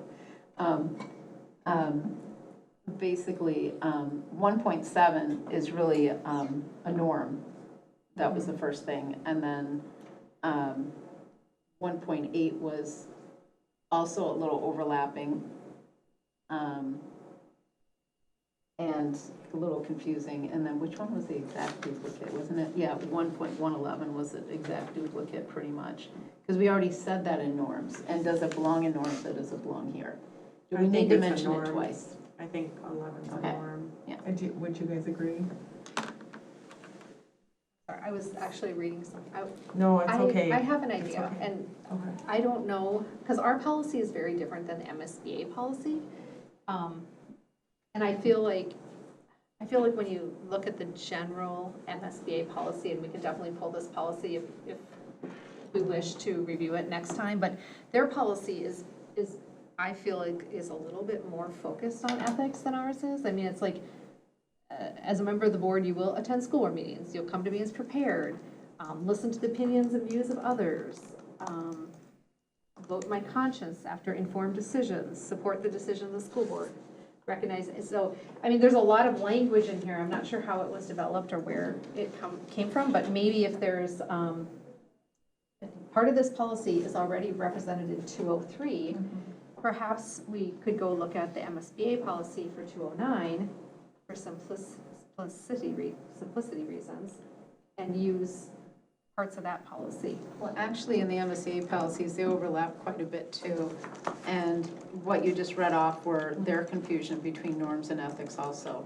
So we went through multiple iterations of this, and most districts don't follow MSBA on the 200s, especially these. But, and that's because that confusion between behavior and ethics and what's moral and ethical and the correct way to behave versus what our standard rules are gonna be. And if you can, just by what you read off, one of the things that we've discussed over the years, and by the way, it has been discussed at a couple of MSBA sessions, where they basically said, okay, here's a template of language you can use throughout your 200s in these areas and just pick and choose what you want. There's been a lot of discussion about that, but my concern is the overlap. If you want to reemphasize it, that's fine. Just remember that when we're updating them, then we're going to have to update them in groups, you know, to make sure that we're not confusing people with different language. I personally believe that norms are norms and ethics are behavioral guidelines. And so when you start to confuse the two, it does get confusing. And that's why we're calling it out. And it's up for board discussion. But, yeah. Yeah, I'm looking at MSBA's again. It's longer. It is longer, yeah. It's quite long. It would overlap with some of our other policies. Actually, MSBA's overlaps with their own policies. Oh, that's what, yeah, I mean, it's, It's kind of crazy. And again, they put these out as templates. I mean, another option that we could do is in the interest of time at this point, leave 209 as is, focus on 203. We're aware that there's overlap and that there's, so when we take the next step at 209, we consider, we have that discussion. Well, do we want to move that one over? That's the question that we had. If we do, we want to include that in 203 and take it out of 209. But we don't mind the duplication right now, but if we want to move it. 1.7 over? Yeah, we can leave it here, but do we want to put it into 203? And I think we had the, .7, .8, and .11 are all, they're all norms. They're not, yeah. they're not ethics, so Right. they don't really make sense there. That was the thought process. Yeah, so my question is, when I'm looking at their ethics, and I haven't had a chance to really review their ethics policy, I always just like to compare to different districts or whatever, as well as MSBA, but one of the things that, and correct me if I'm wrong, maybe I'm missing it, but it says, and this is truly one of our school board director roles, we sign an oath of office that says we are to comply with all federal, state, and local laws related to my work as a school board member, and that we don't have in our ethics policy, unless we have it someplace else. We do. We do, oh, okay. That's So what that's there what you're is saying, quite a there's bit of multiple overlap. policies that Yeah. are overlapping. Okay. I almost wonder if the best practice is to make these slight changes based on, if we want to, based on 203. But then, as we move forward, we look at all the 200s, and we come to this one last, knowing that we're gonna cover a lot of the stuff MSBA has proposed. That makes sense. Does make sense. In the meantime, do we feel like we want to move .7, .8, and .11, or at least add them and leave them in here? I wouldn't disagree to having them into 203. Okay. Do you want them both places or just 203? To me, I don't feel like they're ethics, so. I agree. I think they're norms. It's, to me, I prefer everything very simple. I always think less is more on every occasion. So if you ever want to know if I want to scratch something, it'll be probably yes. Just a sidebar. Personal preference. Super important that I wanted. Other input? Okay. I agree with Okay. Keep it in. I would agree with Amy, Director Bullion. Yeah. All right. Okay, we are moving on in our agenda. There is no first reading of policies, there is no second reading of policies, and we are on superintendent relations. Nothing. No informational items. Any future agenda topics that a board member would like to bring up at this time? I have a future agenda item that I would like to bring up, and it would be in regards to the signage that we use in the district. I've had some communication with Dr. Thomas. We've had some communication from the community regarding this. I'm speaking not only as a director, but I'm also kind of speaking as a parent too, community member. When I think about the communication via signs in our district, I would love to bring it to a future meeting where we can discuss this at a board level. One of the things that I think about I think about if we had all of our communication that was very Laker-based, positive, where we were, I'm just gonna use language that I used in an email. Like if we literally took anything that was considered divisive or political, moral, if we took a look at those things in our district and had a board level conversation regarding them, it is my strong belief that I think that it's possible that by doing something like that and letting our community know that we're choosing to remove some of the hot button issues from our, I don't even know if we call it marketing, from our district buildings, I feel like it will take down the temperature for a lot of emotions that run with those type of topics. When I was campaigning, it was one of the biggest desires that I heard from community is that politics be removed. Now, we all know that we live this stuff in you know, families have different views and all of that. So it's, I know that Second Amendment rights have been brought up, and I don't want to take away anyone's freedom to talk. I just think that the having a board level discussion on how we and what we advertise in our hallways, and if it, just having a discussion. I'm not going to bring forth my suggestions right here, but I think having a board level discussion on it I think there's a possibility that it'd be something that would be very, what's the word that I'm looking for? Educational? Well, advantageous, like, when we've talked about, you know, marketing dollars and all of that thing. When I was campaigning and listening to community members, they wanted that stuff removed. They want that stuff removed when they go to sporting events or whatever and going through the district hallways. It's things that are bothersome to people, one side or the other and everything in the middle. And so my thought is just that, by us having a conversation and like, just even an understanding, laying it out on the table, like how do these things come in? How do they get approved? And what does it look like? I mean, if I look at that sign that says Prior Lake, a positive place to learn, makes my heart happy, right? Some of the things that I see, and I'm only speaking personally, some of the things that I see, I don't necessarily agree with.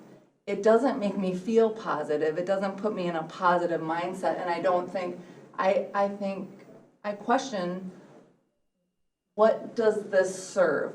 Does this serve our children's academic achievement, or does this serve another purpose? And I just think being more open, having a discussion at the board level, what that looks like, having guidance from our senior leadership, legal, whatever. I just think it's something that would serve our community well to discuss at this level. Okay, so the request is made to have a discussion around district signage. Yes. So we don't all have to weigh in on our opinions on that. Exactly. Sorry if I just kind of like. Yeah, no, I mean, I just want to be real clear. Yeah. So I won't weigh in. Yeah. We'll wait, but I just want to be clear on what the scope is here. And I don't know that there's policy per se on that. Is that a place where there could be policy? I don't know the answer to that, but I would really welcome a conversation at the board level. I don't know what that looks like. Dr. Thomas, do you have any, any direction? Like, and maybe that's not for here. That discussion isn't for here, and I apologize for calling you out on that specific question. It's up to the board. Yeah. I mean, I hear the request, so just. And I think it does impact some policies. So I think I had sent you an email about my questions about similar concern. And I think anytime we can create a neutral environment where our teachers can teach and our students can learn to reach their highest potential, we are basically working towards the goals and the missions of our district. So I would welcome a conversation. I think it definitely would be worth our time, I believe.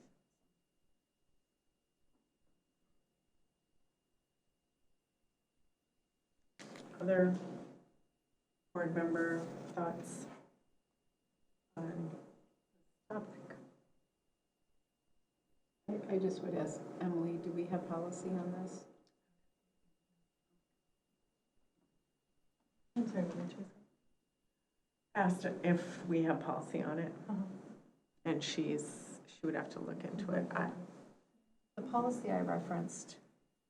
think you referenced state statute.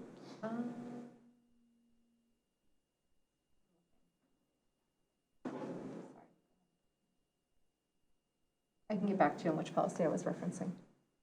It basically had to do with district materials that are distributed within our buildings have to be district produced. And so the question was with a sign that was, that a community member brought forth that is in our, I believe it's all levels, I'm not 100% sure, I know it for sure it's at our middle school, but it's produced by an outside organization that's not affiliated with our district.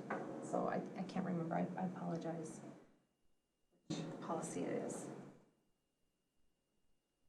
But I do know that when I was campaigning, I was reminded daily of how I cannot have a political sign on the school grounds. So I think that, you know, and that tied back to one of the policies that we have. It's the same policy.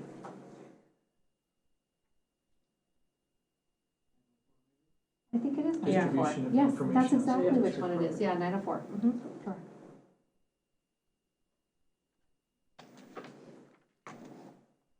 So with a request for future agenda topics, is our practice that a board member requests a thing and then we just give thumbs up or thumbs down, and it has to be the majority? Okay. Yes. Other board members have thoughts or opinions on adding this topic to the agenda for board discussion?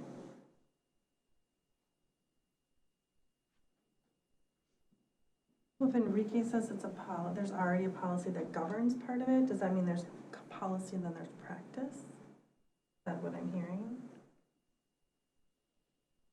Do we start the discussion around the boundaries of the current policy and the legal implications? Because I know that part of our board retreat had to do with freedom of speech and a few other things. And I think they did talk about this a little bit, but I don't have that in front of me. I do believe that government speech was a part of the board materials from.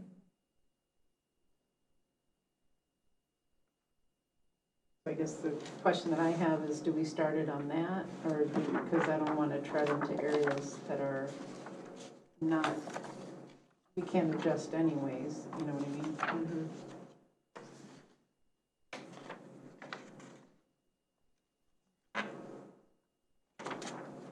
Mm-hmm. Just, you know, another thought, like current events, topics, whether it's, you know, whether things are discussed in certain classrooms.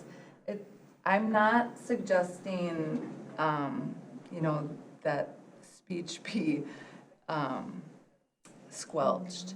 I think my challenge as a parent and now as a director, and I don't know that I can mix those two in this space. I know we covered that, but so please forgive me, but it was overwhelmingly what I heard knocking on doors,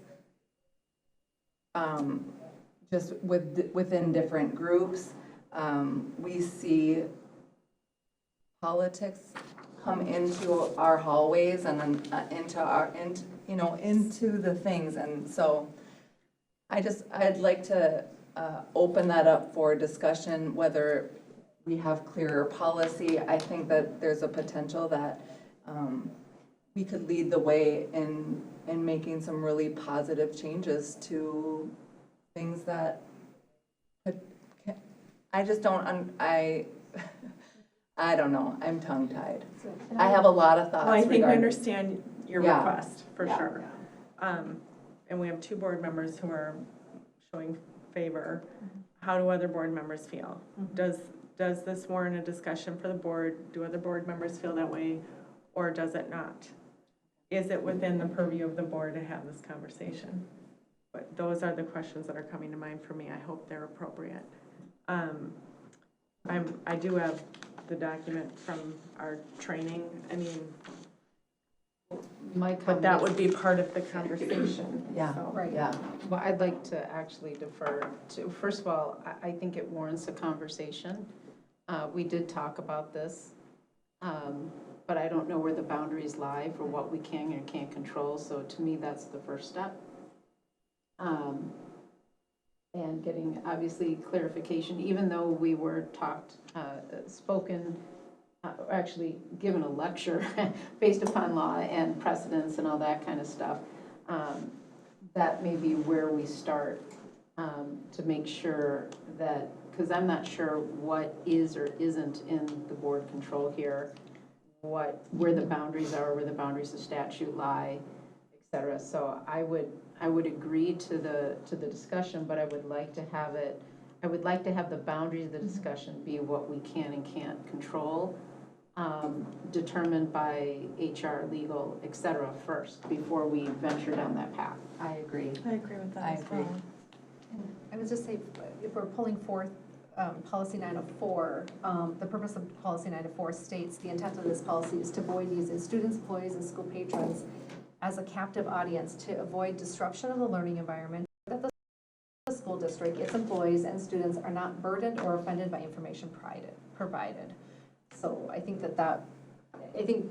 pulling forth policy 904 as part of this discussion would be beneficial as well, so. Well, first of all, did we ever do a survey on who's offended by what? I mean. Well, that we're not. That's, yeah, Yeah. but that's what I'm saying, that's why I Yeah. want to know the boundaries Yeah. first.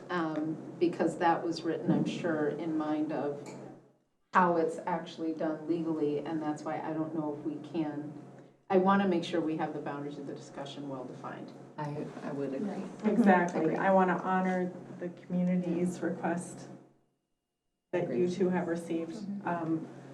Also, we need to understand the boundaries, and I guess I would say policy 904 would be reviewed in policy committee. So that's where I would suggest it start and come forward from there. If our community thinks it warrants a larger discussion, then that's fine. But my bias would be for it to come through policy committee. The other reason I think that's important is because that committee is formed exactly for that purpose, to get more community involved in and input into policy. And that, it'd be a great test for that process.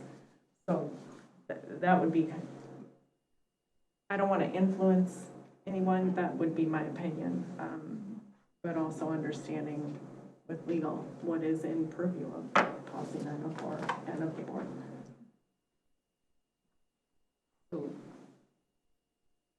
So I agree that all the policies that are not the board policies and are not governed by statute, but that's also, if we could agree to have it looked into, I think that's where I would go with it. Because I haven't read, I don't have the policy in front of me, and I don't know where it starts and stops. So I'm hearing, I got what I need. I got the will of the board. Thank So that's all I'm you. looking for. Thank you. So Did we exhaust? We'll come I back. probably did. Next time I'll write it. We'll come back to 3-minute you time on limit. whether this is actually something we'll add as a study session, or if this will be something that's best through the policy, because 904, as I understand it, is really just pertaining to distribution of materials, not so much like signage. So it's like if I'm gonna give brochures to kids, that kind of thing. So it's It again, covers both, So the- distribution as well as posting of signage, or even Got use it. of the electronic. storyboards or whatever those Yeah, boards are. Okay. combination. That's what we need guidance on. Yeah, All right. definitely. Got it. Then I do have something that I would like to add or receive an update on. I know that there's been conversation about the Live More Screen Less and cell phone use in the middle school. I think it'd be really beneficial for us, our board, to understand as we head into the policy committee, really the impact of the changes that have been made at the middle school this year. I know personally, my son's grades are shining star grades, and I'm so happy to see that. It would be really interesting to look at, performance, academic achievement last year versus this year. I know there's some other factors that were involved, but now that we have the policy in place, how is it impacting the teacher's ability to learn, the student's ability, or teacher's ability to teach, the student's ability to learn, and how do we translate that into the high school as these 8th graders move into the high school? And I know you and I have had some discussions about that, but I would love to know the timing of providing an update on that from either administration or yourself. Yeah, so this is a school-based procedure and handbook, so it's not something that the board tasked a school to do. But there is a partnership that we are forming with Live More Screen Less around digital well-being as a focus point. Full acknowledgement that technology is not going to go away, but how to interact with it and still keep a well-balanced life, and that's really their premise. They also use students to really drive the message versus staff. So our middle schools are having conversations with them to look at modifying their handbooks for next fall. That might include different partnerships that they will bring into the conversation. I did talk with the high school admin, and they are open to supporting the cohort of 8th graders in their current middle school practice to particularly, with their BAR model, like that 9th grade orientation opportunity, they're bringing that into that focus as well. So that is the initial attempts that they are doing right now. Again, this is school programmatic design. It's not something that they're mandated to do, but it's showing some promise, and there's an appetite for it. So we're continuing and expanding that partnership. So I'll find out where they're at with their conversations with Live More, Scream Less. Again, that's I let them drive that. I should say, they also met with Live More, Scream Less, presented to all principals. So every principal had an opportunity to learn more about their program. And then we're focusing our efforts on the partnership at the middle school, where we already had some changes happening, starting new changes this year. But I can see where we can work them into a school presentation, like during one of our updates as well. When we have a status with school presenting, that might be a topical focus that we can add to it. For I sure. think it'd be really great to hear the students' voices and how it has impacted them this year, and their and the changes. Okay. Any other? So we will adjourn the study session, and I'll take a motion to transition to closed meeting. You do need a motion for that. So moved. And a second? Second. Director Franz with motion, Director Velazquez with the second. I need to do roll call vote tonight, so Director, what's your name? Director Olsted. Thank you. Aye. Director Bullion. Aye. Director Velazquez. Director Atkinson. Aye. Director, thanks. Aye. Aye. That was good. 7-0. We are transitioning closed meeting.